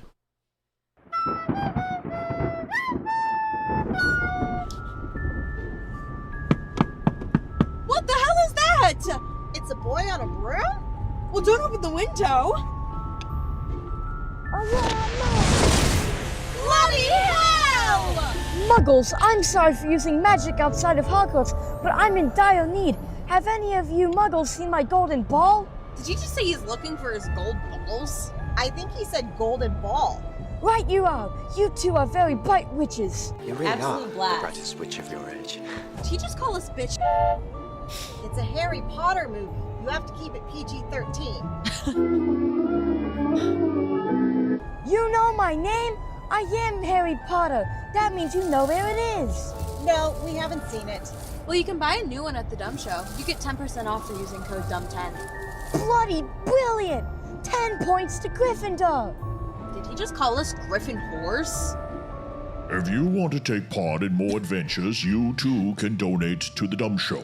You can go to thedumbshow.com/donate. We take PayPal, Venmo, credit card, and you can even send us an owl at P.O. Box 2, Round Hill, Virginia 20142. Please make sure to leave your name and a message, and we will share it on the next show. Live weekdays at 7 p.m. Eastern Standard Time.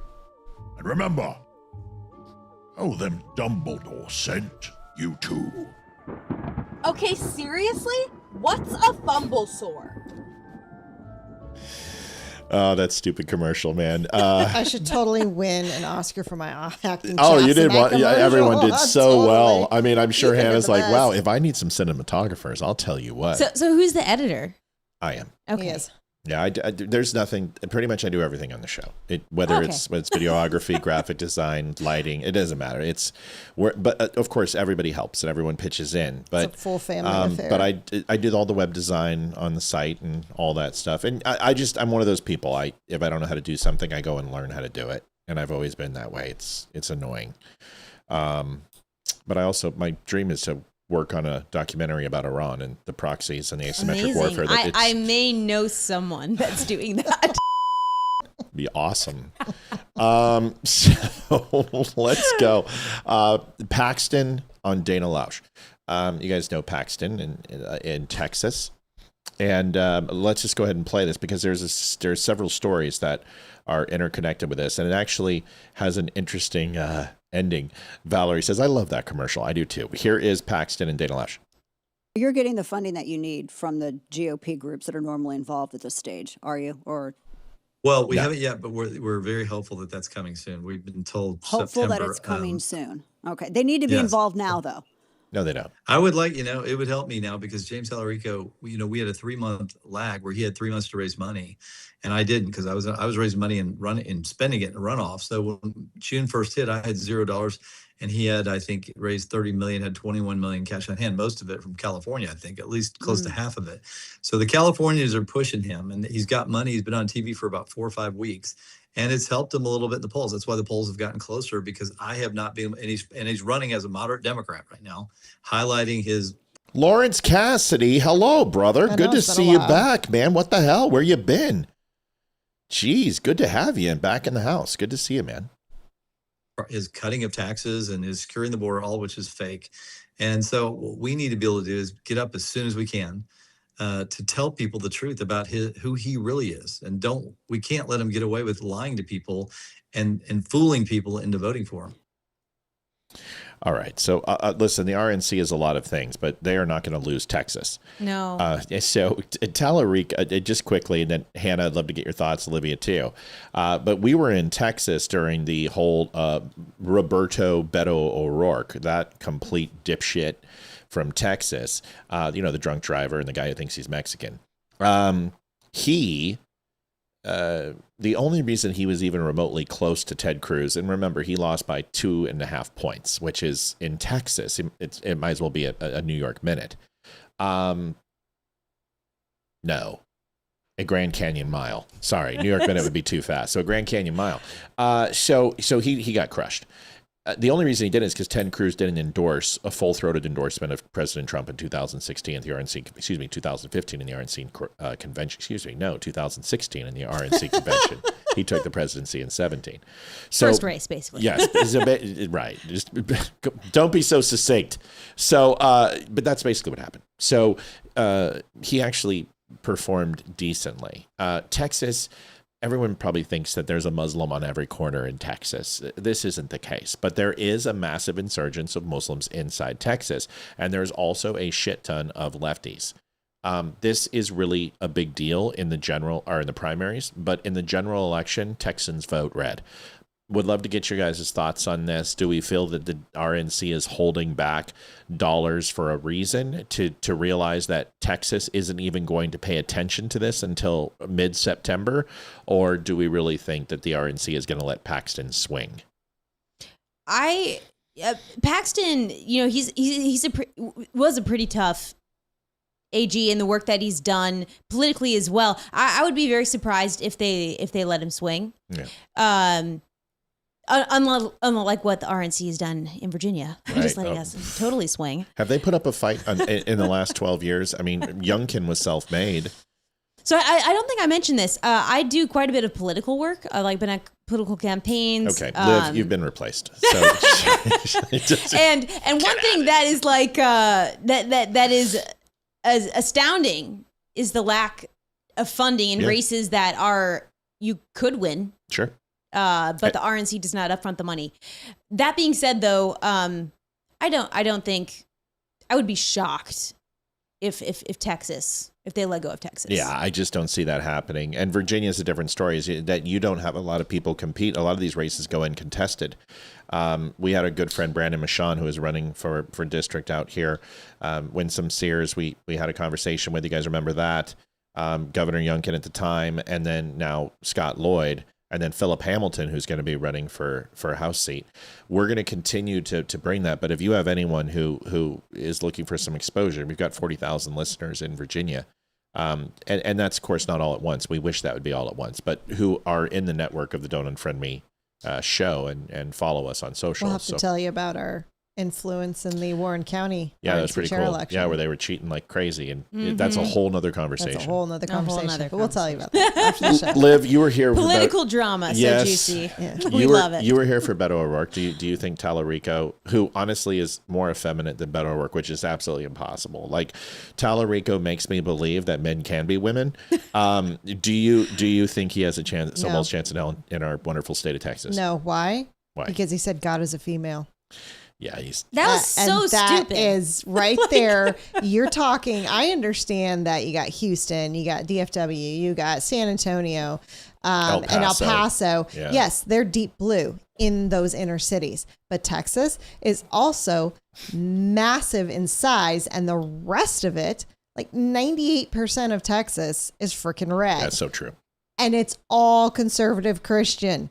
Texas is very conservative Christian. Rednecks. And to come out and to say that and to slander their God and say that their God is a female or non-binary, as what he said, so eloquently said, no. I think he lost it at that point. They repudiated Beto O'Rourke, and they're going to repudiate him too. Did you hear what he said last night about Christian teachings and that they're taking gospel and teaching it to elementary kids in certain classes in certain schools?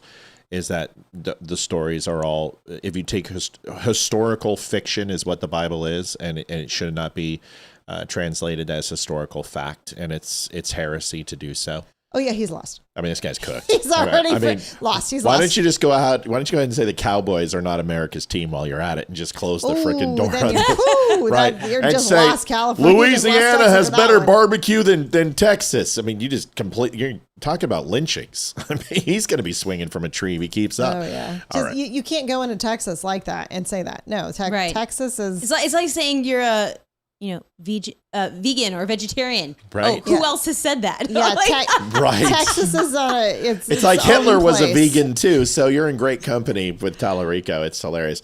Mel Lowe has come in and helped out the show. We're now at $98.49 with a $51.99 donation. Thank you so much, Mel. We love you. Our person in gay North Dakota. We appreciate you up there in Canada. Don't you know? Don't you know? Oh, are you looking for a job? Because we need a third host. We just move up here. This would be awesome, would it not? Yeah, I'm Minnesotan. You do? Oh, are you? Originally, yes. What's your hockey team? So this is weird. Lightning's Tampa Bay. Okay. Well, so I lived in Tampa, for 10 years. So it's okay. You don't have to make it. It's okay. Our team beat you guys in the Stanley Cup.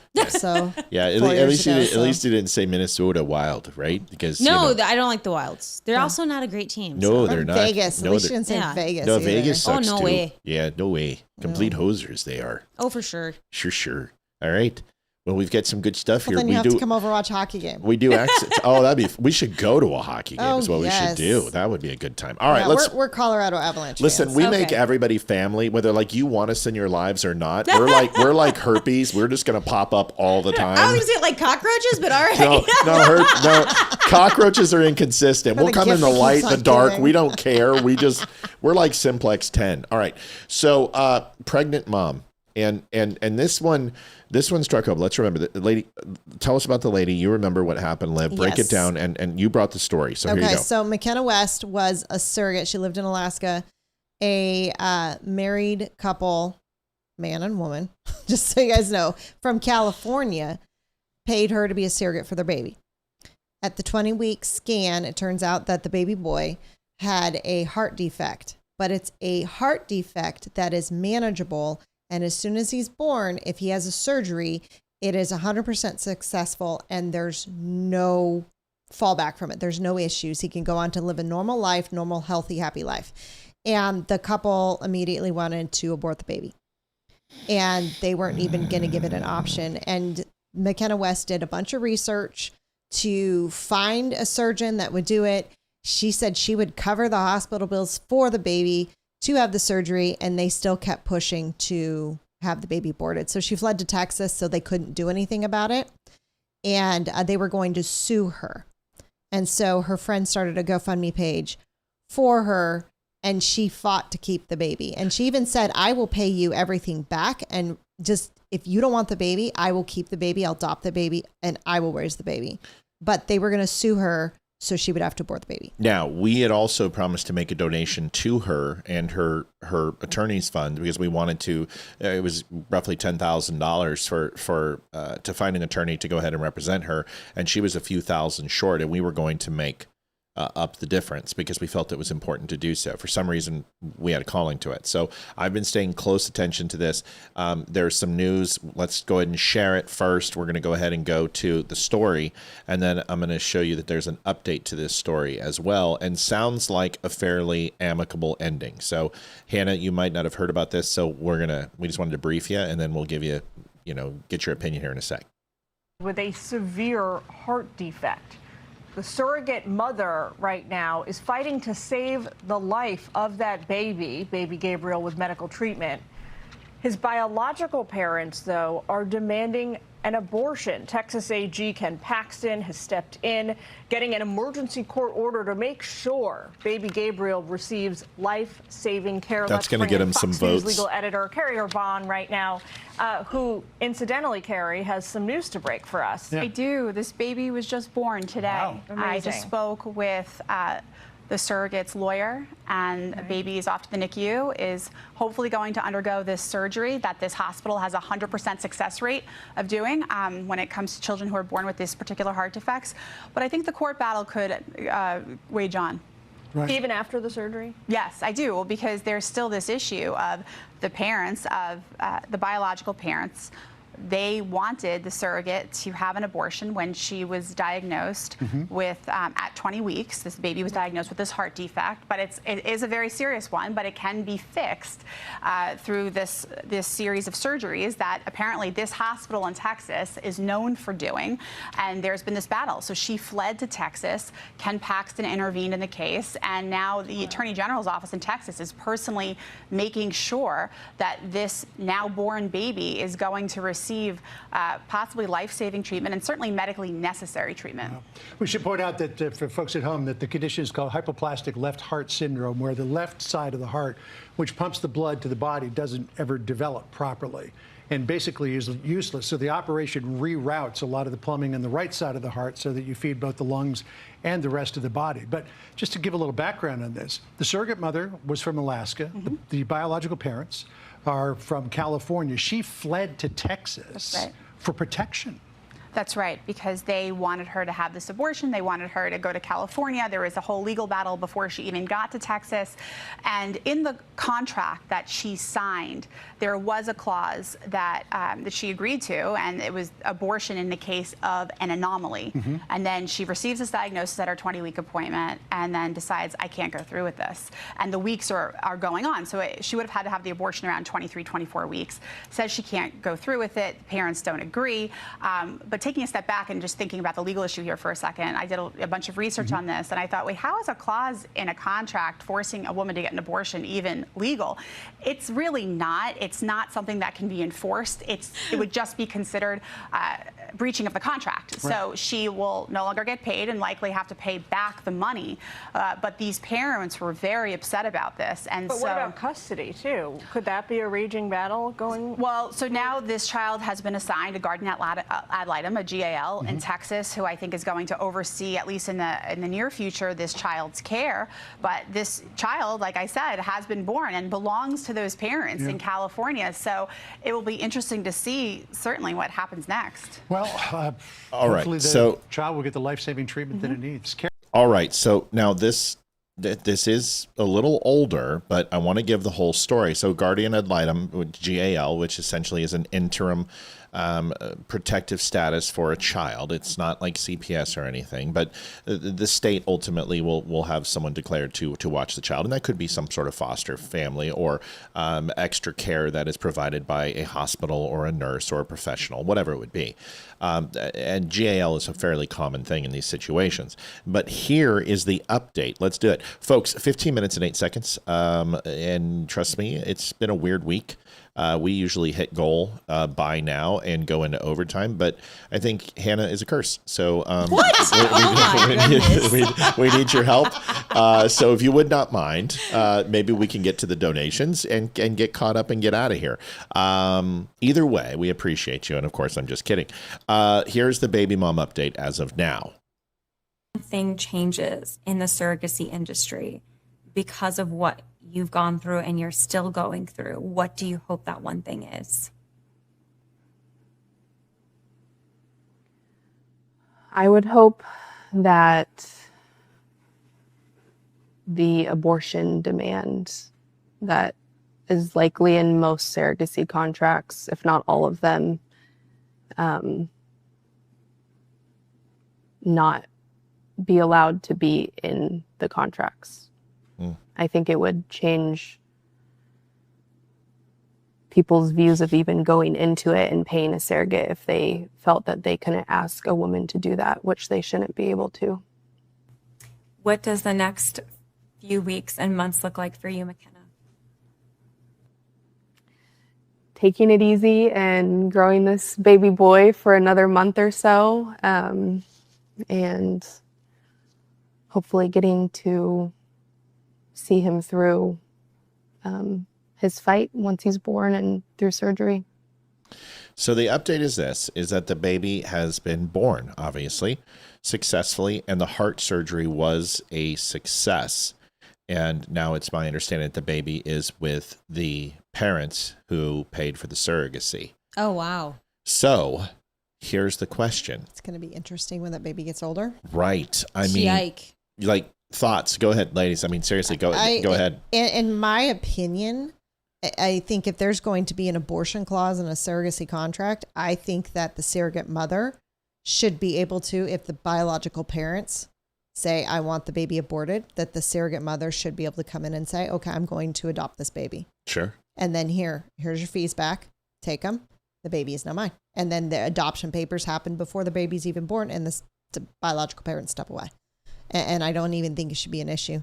But for the fact that that baby is in the care of those biological parents now, there needs to be some sort of investigation, because they didn't give a rat's ass about that baby 20 weeks ago, and they wanted that baby dead, and they were going to spend hundreds of thousands of dollars to sue the surrogate to make sure that baby was aborted before it was born. So how can they even care for that baby and look that baby in that face and say they love that baby? Can you imagine, like, finding an old, picture of your mom in a skimpy bikini or skinny dipping or something is tragic enough. Can you imagine doing a search or finding out she was on OnlyFans or something? But can you imagine if that child, when they get older, do a search for this and find out that the parents wanted to abort them? Yeah. I mean, unbelievable. Hannah, what are your thoughts on this? Because this is like, this one bothers me a whole bunch, but I'd like to get your thoughts. I mean, it's a mess. It's an understatement again, but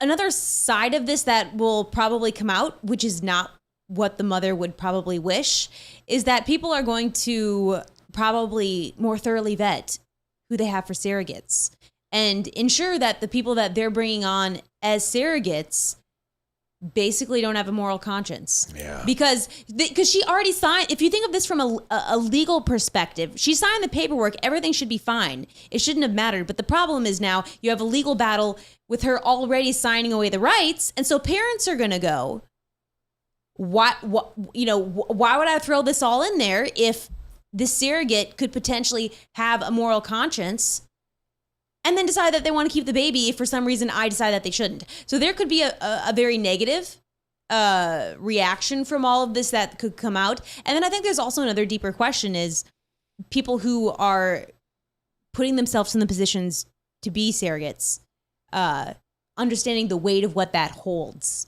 I think this really illuminates all of that you're not just having someone else's baby. There is a living human being inside of you, and you are responsible for that. It's not just something to get paid. It totally changes the perspective, I would hope, for some people of what they're doing. I don't want to get too personal.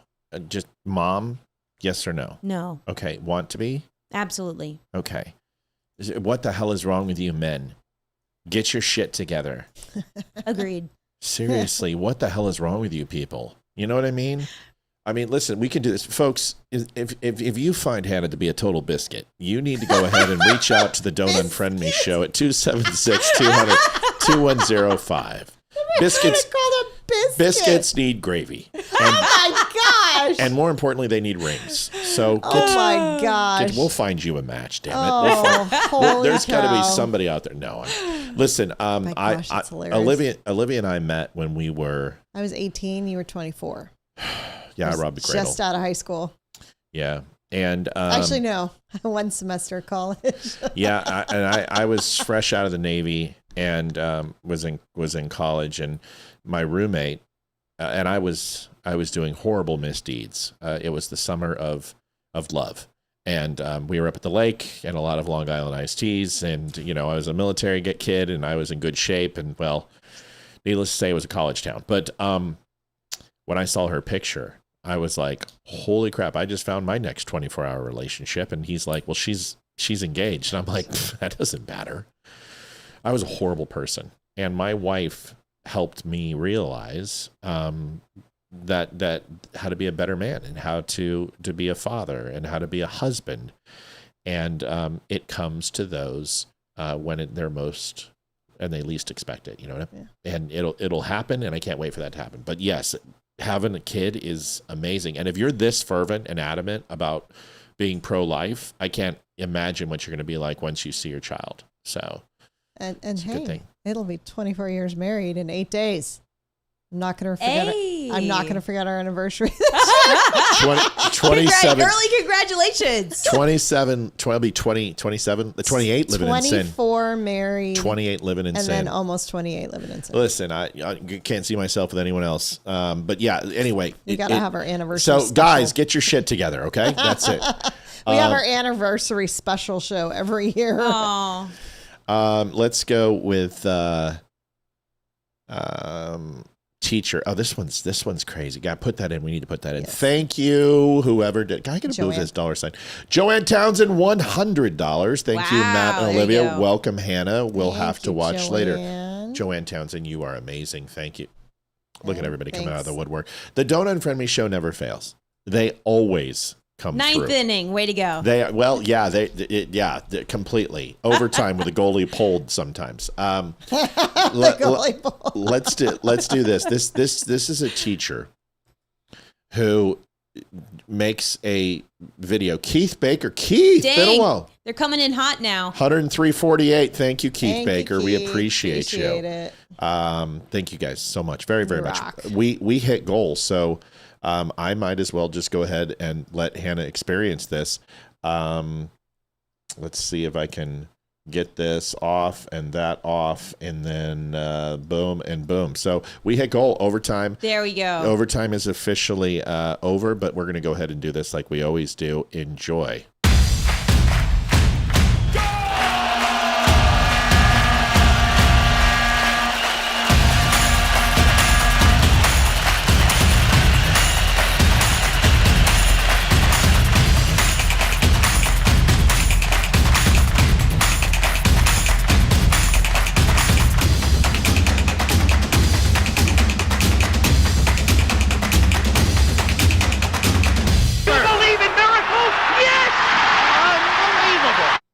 Unbelievable. Amazing. I want to tell the people who are sick and gross that biscuits and gravy, you people are disgusting. Here's the thing. That was my first thought, too. I'm just saying peanut butter and jelly, biscuits and gravy. Peanut butter jelly time. Peanut butter jelly time. Bananas and rice if you're one of our Somalis out there. So, no. We have those in Minnesota. I know. Ooh. But no, you guys are gross. You guys seriously got some problems. But we did hit overtime. And we crushed it. All right. Nice. So this teacher video, I saw this. We're gonna get you out of here on time tonight. Olivia and I will stay a little bit later, or we could just go on the weekend. And we promised you overtime, but we're gonna lie. But we also did a 3-hour show this morning. Yeah, and pretend we're Democrats. So teacher makes a confessional video. Ooh. And just puts it in front of his face and starts recording. Now I know what this feels like. This is how the Don't Unfriend Me Show was founded. Literally just sitting in front of a black and white eCam and just being so completely frustrated. That's how the show was born. And just, it went viral. This one is pretty powerful. Listen to this. In the middle of class, because I'm teaching seniors. These kids are leaving high school and going to college, hopefully, after they finish. We had 2 paragraphs to read,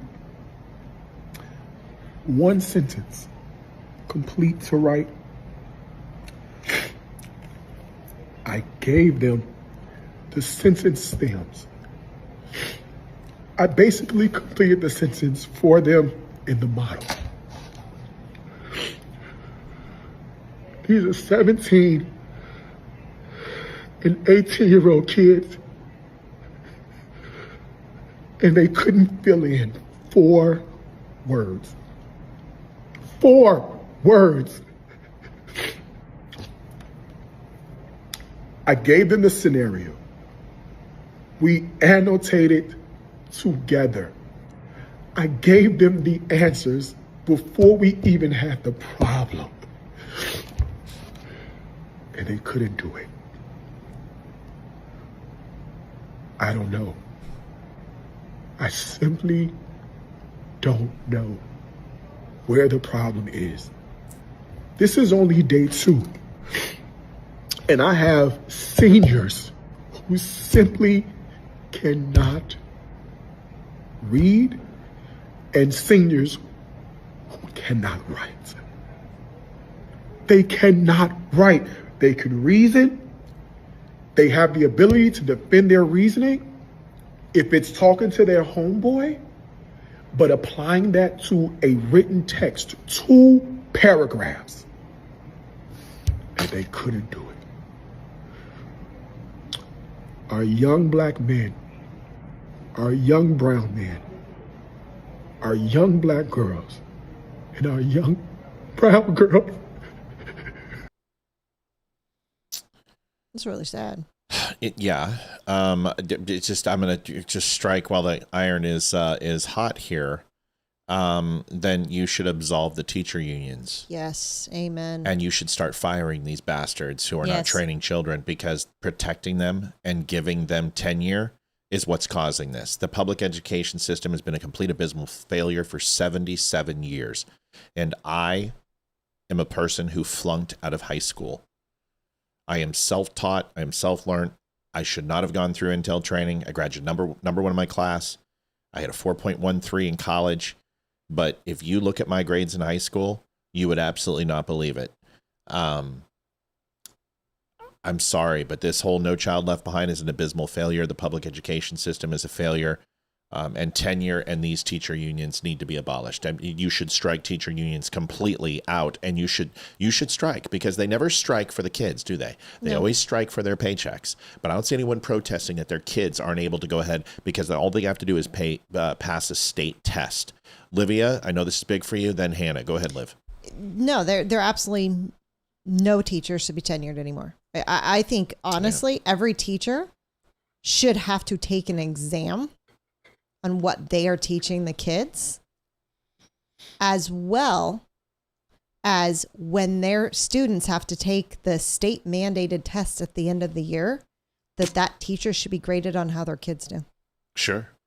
And if the kids have to be graded on it, the teacher should too. And what these teachers are doing is they're taking these kids and they are going, well, they're too hard to teach, or they're disrupting class, or they're this, and they don't want to deal with them again. So they just pass them out of convenience because they don't want to deal with it, because then it's an inconvenience for them. How about it's really, really sad that you need people in there that care about kids. And to kind of pull it in a little personally, I'm still looking for another family. And I actually, the last couple of interviews I've had with people is these families are like, we want to find somebody that actually cares about our child like they would their own, like we would, like it was their own child. And a lot of, they've had bad experiences with nannies that were just there for a paycheck, or where they were too young and they didn't care. That's you. And they are very hesitant to have new people. And I go in and I treat every child that I nanny like they are my own child. And my current kid, they consider me a second mommy to them. And that's just who I am. And they need people like that, not to toot my own horn, but they need people like me in the public education system that actually are there because they want to be there. I don't need to go find another family. I can stay here and help with the show.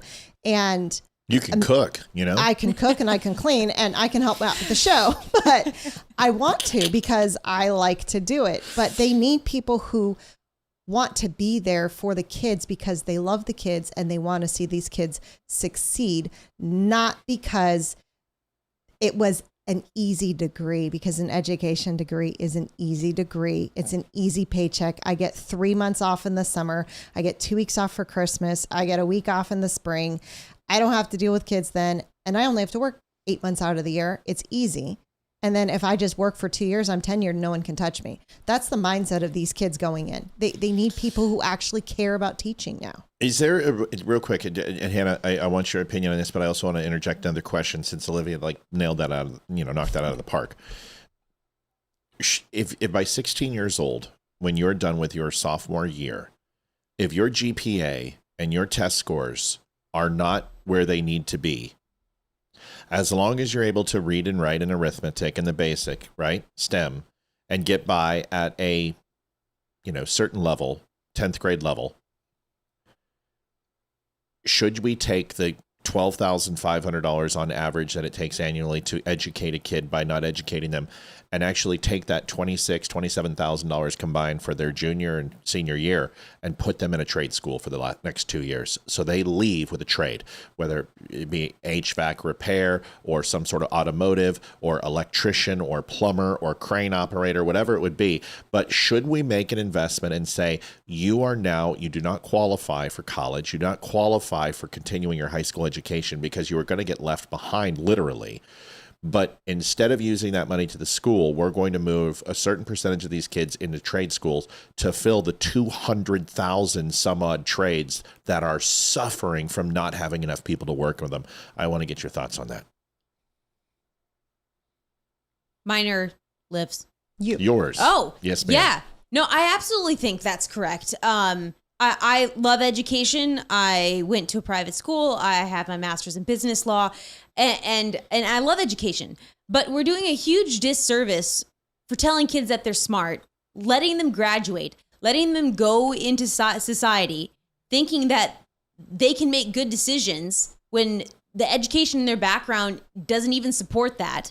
Letting them go to college, waste thousands of dollars, they party in college, and then they literally can't do anything. I know so many young people who are, early 20s, either they haven't gone to college yet or they're going to college. And I have no clue what they're going to do for their life. I have no clue what they're going to do for their life because they're not smart enough to get a job. Not that they're not smart enough, but they don't have the qualifications. Right? To go into these industries. If you put them in a trade school, they're going to make good money. Yeah. They're going to be able to have a life, right? So I think it's absolutely atrocious, the educational system. It is complex. My dad worked as a public school teacher for 20 years. And some schools that he taught in, those kids got a good education because that school was in a good part of town. And those kids got a competitive public school education compared to private schools. But what percentage of that is? 5%. Yes. The other schools, it's what you mentioned earlier, Olivia. The child issues that they would have in the classrooms literally could not teach anything at all because of the kids are all on medication. They have all sorts of issues. The teachers aren't empowered to enforce anything in the classroom. They can't, let's say you have teachers that want to do the right thing. They can't even do it. And then then it doesn't even go into the layer of the curriculum. Right. The curriculum, that's complete crap. It is. Literally telling them lies and nothingness. That's nothingness. Right. It's filling their time doing stupid activities to get the day passed. Not actually educating the kids, not holding the kids to some sort of academic standard that they're going to actually intellectually be able to progress. And then you take COVID, where you have people are going to be shocked as these COVID kids the next 12 years. Well, it's already been 5-6 years as these kids continually, because it's all the way up kindergarten to high school. High schoolers are already now in college, but their capacity to not be able to learn, to not be able to intellectually process complicated or even simple things. They just don't have the ability because of the stunted growth because of COVID, and social dysfunction. I mean, the education system and what we're facing is so incredibly complex. There are so many elements of it. I would say it's almost impossible. And I'm a huge fan of homeschooling or private schooling or doing something outside of public school. Listen, Tammy just said, Matt, you need to get Mike Rowe on the show. Do you understand that I will become gay and leave my wife if Mike Rowe comes on the show? He's my hero. Mike, we'll see a real episode of Dirty Jobs. Yeah. I will put the gravy on the biscuit. Just letting if we're going to go back to that. That was so bad, but I had to say Mike Rowe is I emulate Mike Rowe from my writing style, sometimes from my presentation, by my pentameter. Adoration isn't even reached the ecliptic of how I feel about Michael Rowe. I consider Mike to be, in my opinion, he should be the president of the United States. I believe he is exactly what we need to help America. And predominantly it's just because of what he wants to do with the workforce. I've never heard that idea before. I just came up with it. And I just was like, you know what? What about this? What if we send these 16-year-olds on campus at high schools and we just essentially make it a larger wood shop or a larger electrical vocational type school and give these kids the option that if their grades do not increase, that when they are 16 years old, they graduate high school with a high school equivalency of a sophomore and they go into a trade school. And they are going to be making $125,000 a year when they get out. And that is plenty to buy a home. Oh, they're going to be richer than everyone else that goes to college. Well, that's what exactly. I went into retail, and that's what happened with me.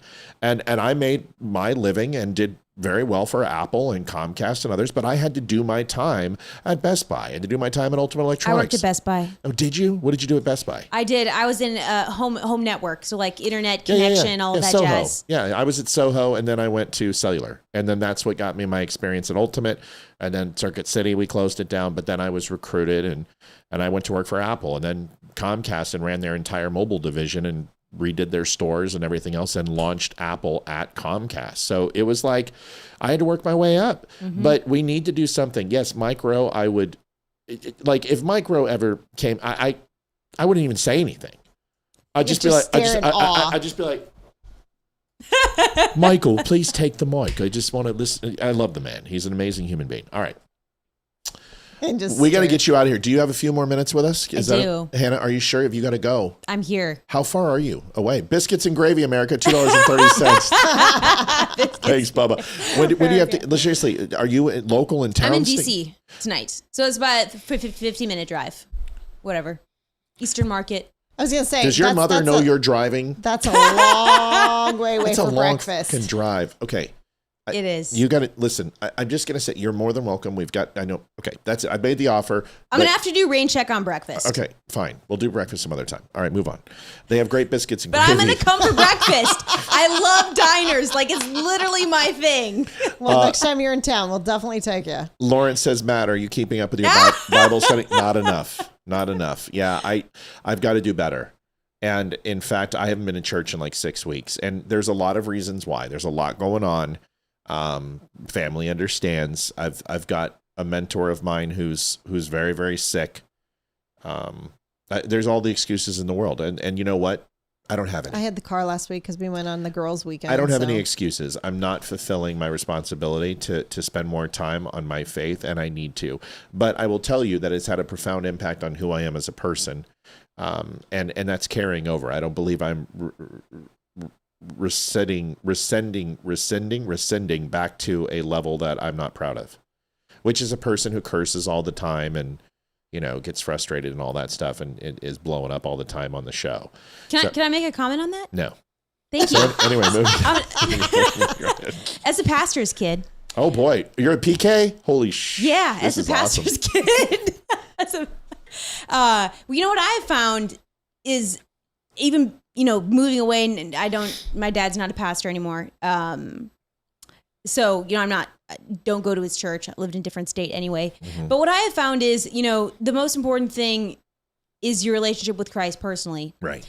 But what really helps is that check when you go to church. Like sometimes I don't even always go to church now. Maybe I have a work thing. Maybe I'm traveling. Something's going on. The act of going to church doesn't really make you a better person.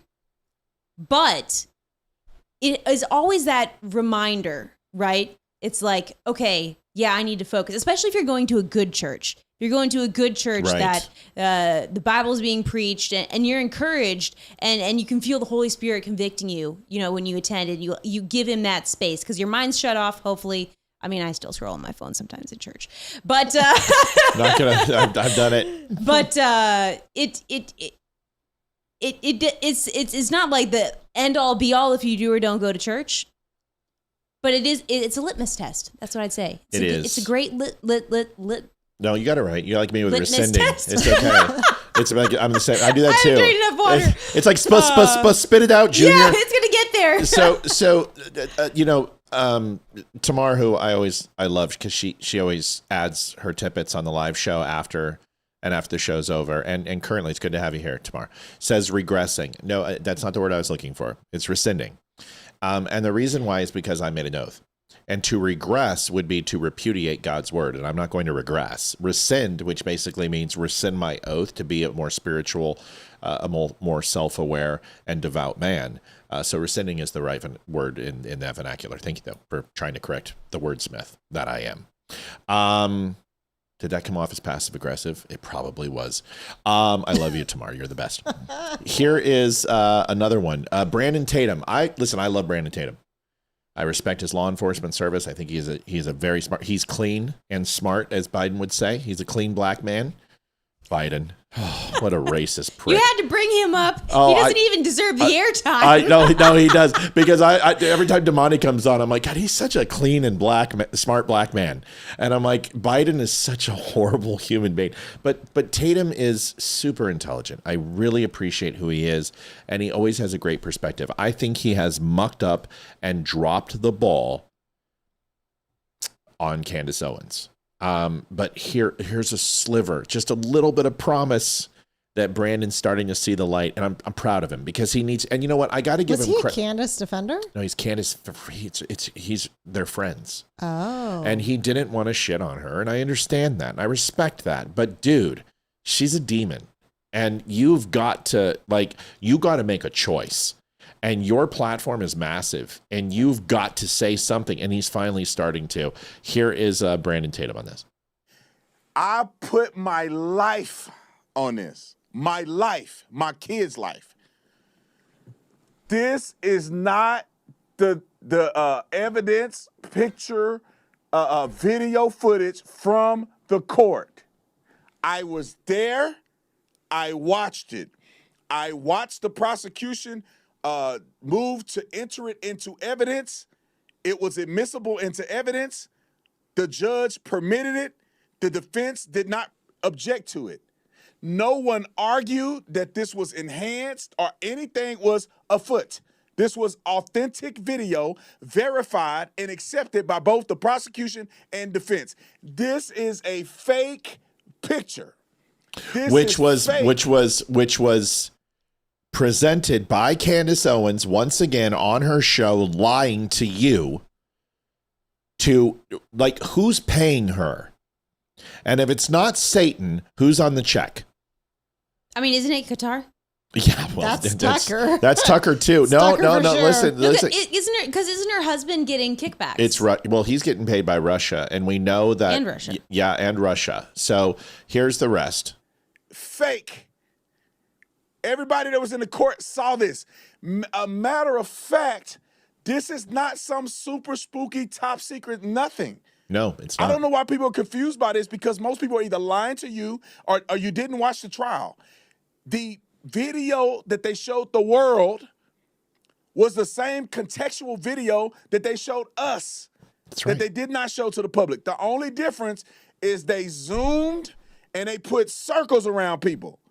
so we can easily see who these people were. The reason why, and I want y'all to clip. And make sure you guys understand that they didn't manually put circles in front of people. It's a tracking software, which ultimately uses facial recognition. And the reason why they do that is because they don't want any inconsistencies. So this tracking software will use artificial intelligence and other software to analyze people's faces in like 64 points of references, from their height to their color to the placement of their eyes to their facial proportions, all of these things. And then they will ultimately highlight that person, very similar to something you see in NHL where they highlight a player and then it follows them around. Very more complex thing than that. That's what these people saw in the courtroom. And put it out for the world. The reason why there is a video that was presented to the public and there was a video that was not presented to the public is because the defense argued that any level of enhancements can be biased, although they are the same basic footage. The prosecution argued that the only difference is that we zoomed it and we put circles around it so you can identify the people that we're talking about.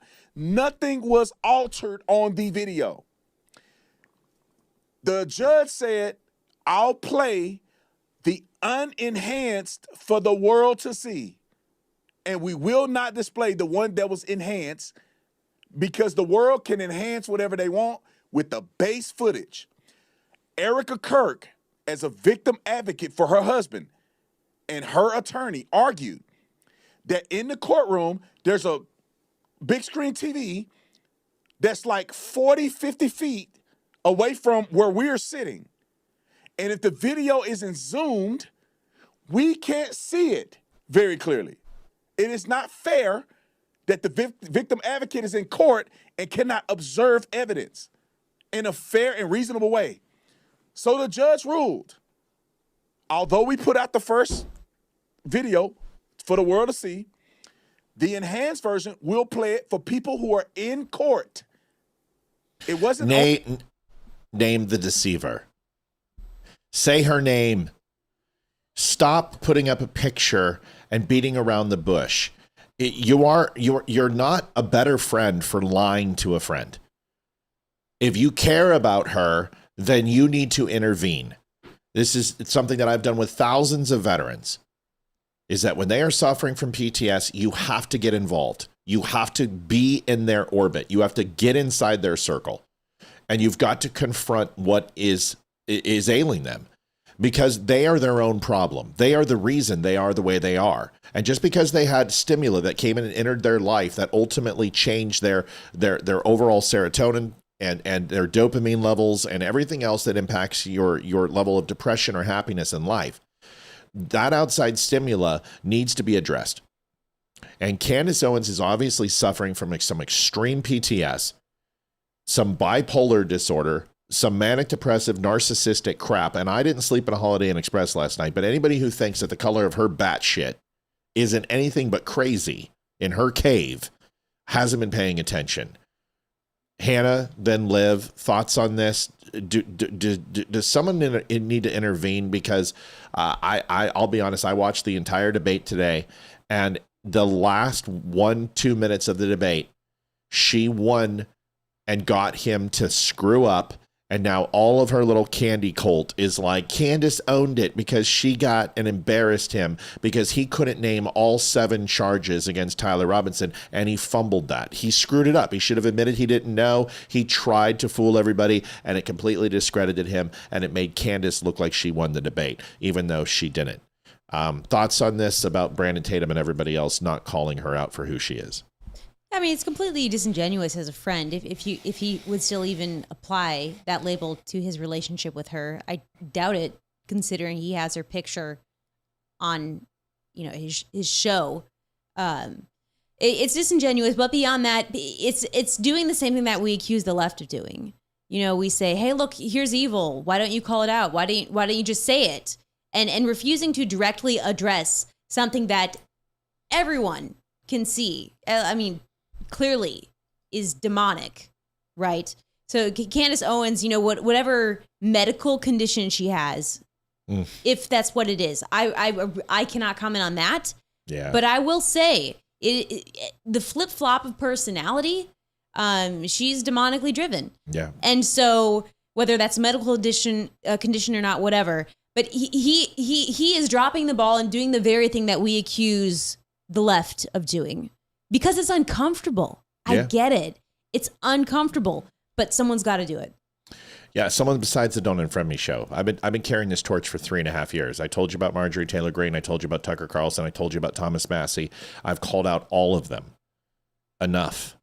Like, other people have to step up. And the good news is there are people. Graham Allen is doing it, which is wonderful. There's plenty of people who are standing up. The chicks on the right have been doing it as well.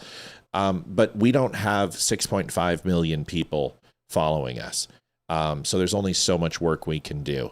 Liv, on the debate today, sum it up in just one thing. Then I've got one video. But before you sum it up, Barry Morgenstein sends this photo to us, which is I can't grab it. You gotta download it. No, I don't. I got it. I got it. I know what to do. Barry, of course, Barry knows everybody, but he sends a picture of Shelley with Mike Rowe and says, "I almost lost her." Livia would lose me. Liv, sum this up, Liv. This debate we saw this morning, and how the Candy cult is claiming victory and saying Candace was phenomenal and she just completely owned Andrew. In my opinion, it was a big shit show. I really do. I think it was a complete waste of time. I don't think anything was solved. I don't think he did a good enough job. He did fumble a lot. Yeah. And honestly, he was not very authentic to who he is.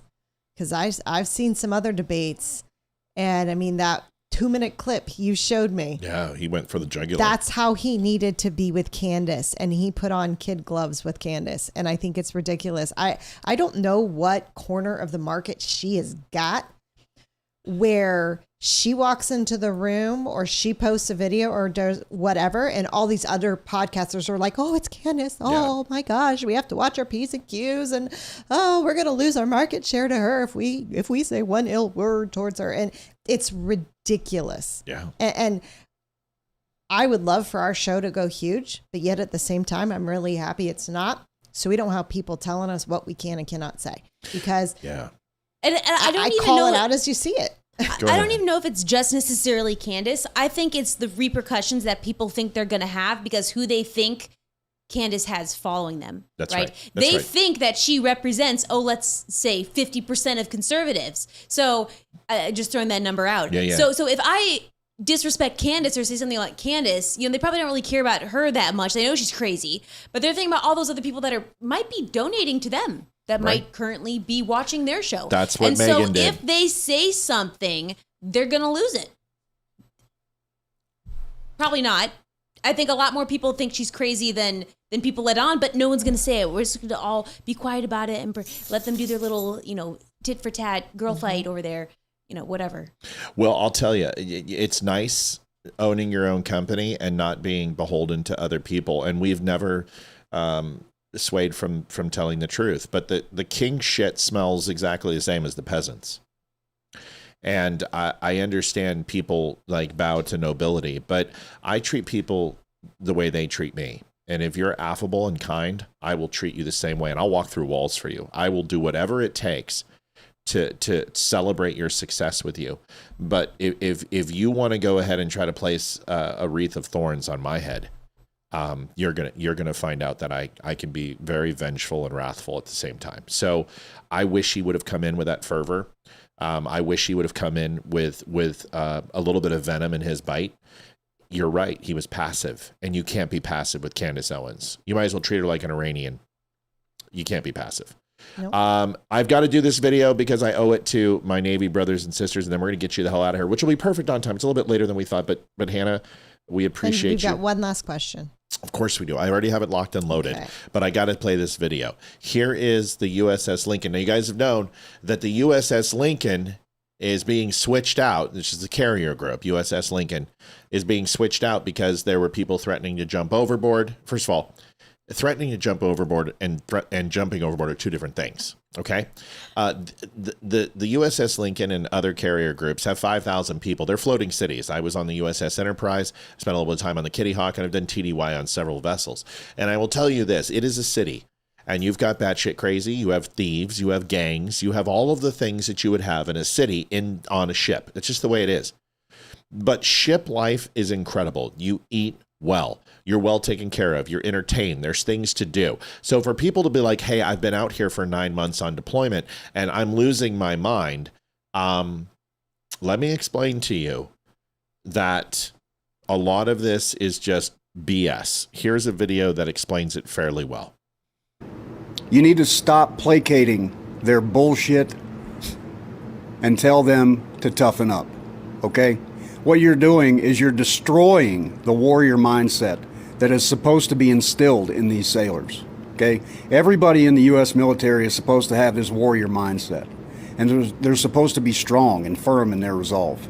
Cool. But what you're doing when you placate their problems is you're telling them that it's okay to not be strong. It's okay to be weak. And that is not what our U.S. military needs. So families of sailors aboard the USS Abraham Lincoln, the next time they call, send them away on a positive note. Don't just sit there and listen to them bitch. Stop them. Cut them off. Remind them of the things in life that are important and remind them of what they do have that is good. Stop listening to your sailors, bitch. Tell them to tell. Yes. Sack up, man up. You made an oath. This is wartime. You'll have a life after this. But until then, it's about the mission. It's about the person to your left and to your right. And it's about successfully navigating the next obstacle, period. Ready for the next evolution is your answer. It's not, oh, I need more shore time. Are you kidding me? I'm sorry, we're not going to get into Subic Bay. I'm sorry, we're not going to fly into Hong Kong today. You're going to have to earn your paycheck. You get paid an exuberant amount of money. You signed a massive bonus and you got college education. You've got health insurance for the rest of your life. And you can retire in 20 years where everyone else is going to be schlopping their job till they're 40. You have got it great in the military. It's time for you to punch the clock and go to work and shut the up. I'm ending it on that, unless anybody wants to disagree with me. I agree. I concur. Great. Let's move on. Here is the question of all questions, the only question that matters, that has been asked 100 times with only one right answer. Oh, what? No, there's been more than that. Oh, no. This is the only one. There's only one right answer. There's only one right answer. Oh, man. And the question is, does pineapple belong on pizza? Yes or no, Hannah? This is for the glory. This is for all of it. Don't screw it up, Hannah. Hold on. Take your time. Don't rush this. Don't be Candace. Don't rush this. I got my answer. No, let it wash. I think she knows. Let it wash. Let it wash. Just enjoy the tunes and the rhythmic harmonies of Jeopardy. You know what? I'm gonna do that. Let's all wave in motion. Okay, we're going this way. Going this way. There we go. Oh shit. Hannah, the only question that matters, does pineapple belong on pizza? Yes or no? For $304.27, the answer is no. That is the only right answer. You have been deemed worthy and are invited back to the Don't Unfriend Me Show anytime. Olivia. Suck it. Suck it. It's become a controversy. We need to make a shirt. We need to make a shirt. Why haven't you made a shirt about the pineapple? Pineapple is not. Look Sorry, all this, Debbie. Look at Debbie. You suck. Oh my goodness. Boo. Oh my Boo. goodness. Hate mail is coming in. Oh yeah. You better listen. I'll give you. I better run out of here. No, I got you. I got you. I'll escort you home. I'll escort you home, man. I'm armed and I'm dangerous. I've got a loyal following. Holy shit. It's listen, this is totally customary. We do it all the time. Funny stuff. Fluffy biscuit, JD Stillwell says. Hannah, it's customary. You get the last minute on the show. First of all, I will just say quickly, this has been fun. This is one of the best guests we've had. You've been absolutely engaged. You've just like taken off the governor, and it was a lot of fun. So thank you for that. But you get 1 minute. And then Olivia will probably say some things too, but you get 1 minute of your own time to say whatever the heck you want about the show, and it's up to you. Go ahead. I had a blast. Yeah. It was so much fun just talking with other patriots. I love it. I don't do it enough. I'm usually in a combative mode for what I do. Usually talking to people that I disagree with, or I'm trying to convince or reason with.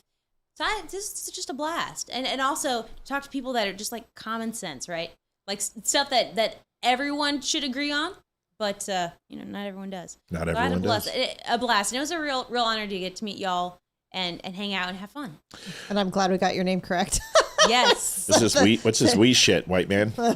You haven't met my twin sisters. So, maybe one day if you meet my twin sister and you're like, oh, hi, Hannah, and someone doesn't respond.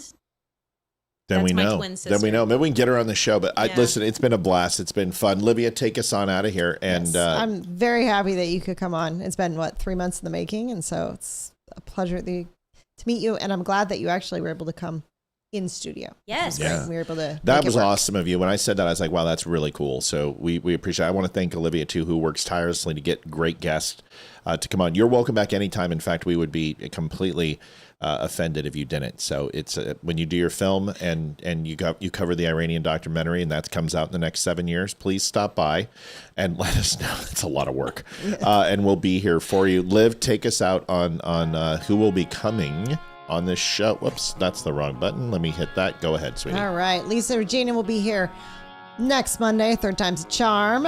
Ben Morgan will be here next Wednesday on the 19th. Chance Shoel, who was supposed to be here on Wednesday, will be coming back. I think it'll be next Friday, but we haven't narrowed that one down yet. Amber Hilliker, I did it correctly. Amber Hilliker. Amber Hilliker will be here on the 25th. The 28th, Scott Lloyd will be in studio to give us updates on his brand new win in the RNC chair race, as well as his first meeting is on the 27th. So he will update us on that. And then Damani Felder, of course, will be here. And then we got Chad Prather. We got Idaho MAGA Mom. I mean, we've got Mark Geist coming on from Benghazi. Matt Purdy and Olivia Rondeau are coming. It's going to be busy. It's going to be busy. Tons of people. We got lots of people coming, and we just got a new. She is going to sign the door. Yep, yes. She's going to do that. We're going to take care of her, and we're going to get her to do a commercial for us or a little something on her own volition and time. We got to get her home. She's 45, 50 minutes away from DC as the crow flies. So we got to get her home. Yes. $10.73 just came in from Maddie Howe, and it's Maddie. We appreciate you, Maddie, so much. Folks, have a wonderful night. Thank you. Hannah, have a great time. We'll make sure you get home safe, and thanks for being on the numbers. Show. He hates the uneven numbers. Oh, yeah, 350. He's obsessed with it. That is someone after my heart. I hate it. 315 still an odd number, Matt. It would have to be 400. 400 even would be a 400. Even. 400 would be. Yes, zero, I agree. zero. I agree. Good night, everybody. God bless. Hannah, thanks so much. We'll see you guys next time. Good night. See you Monday. Have a good weekend.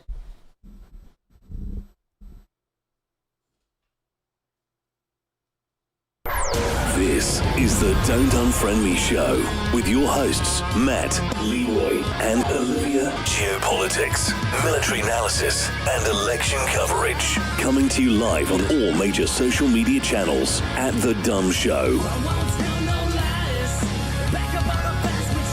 Honest, direct, unfiltered. We can agree, we can disagree. Just don't unfriend me.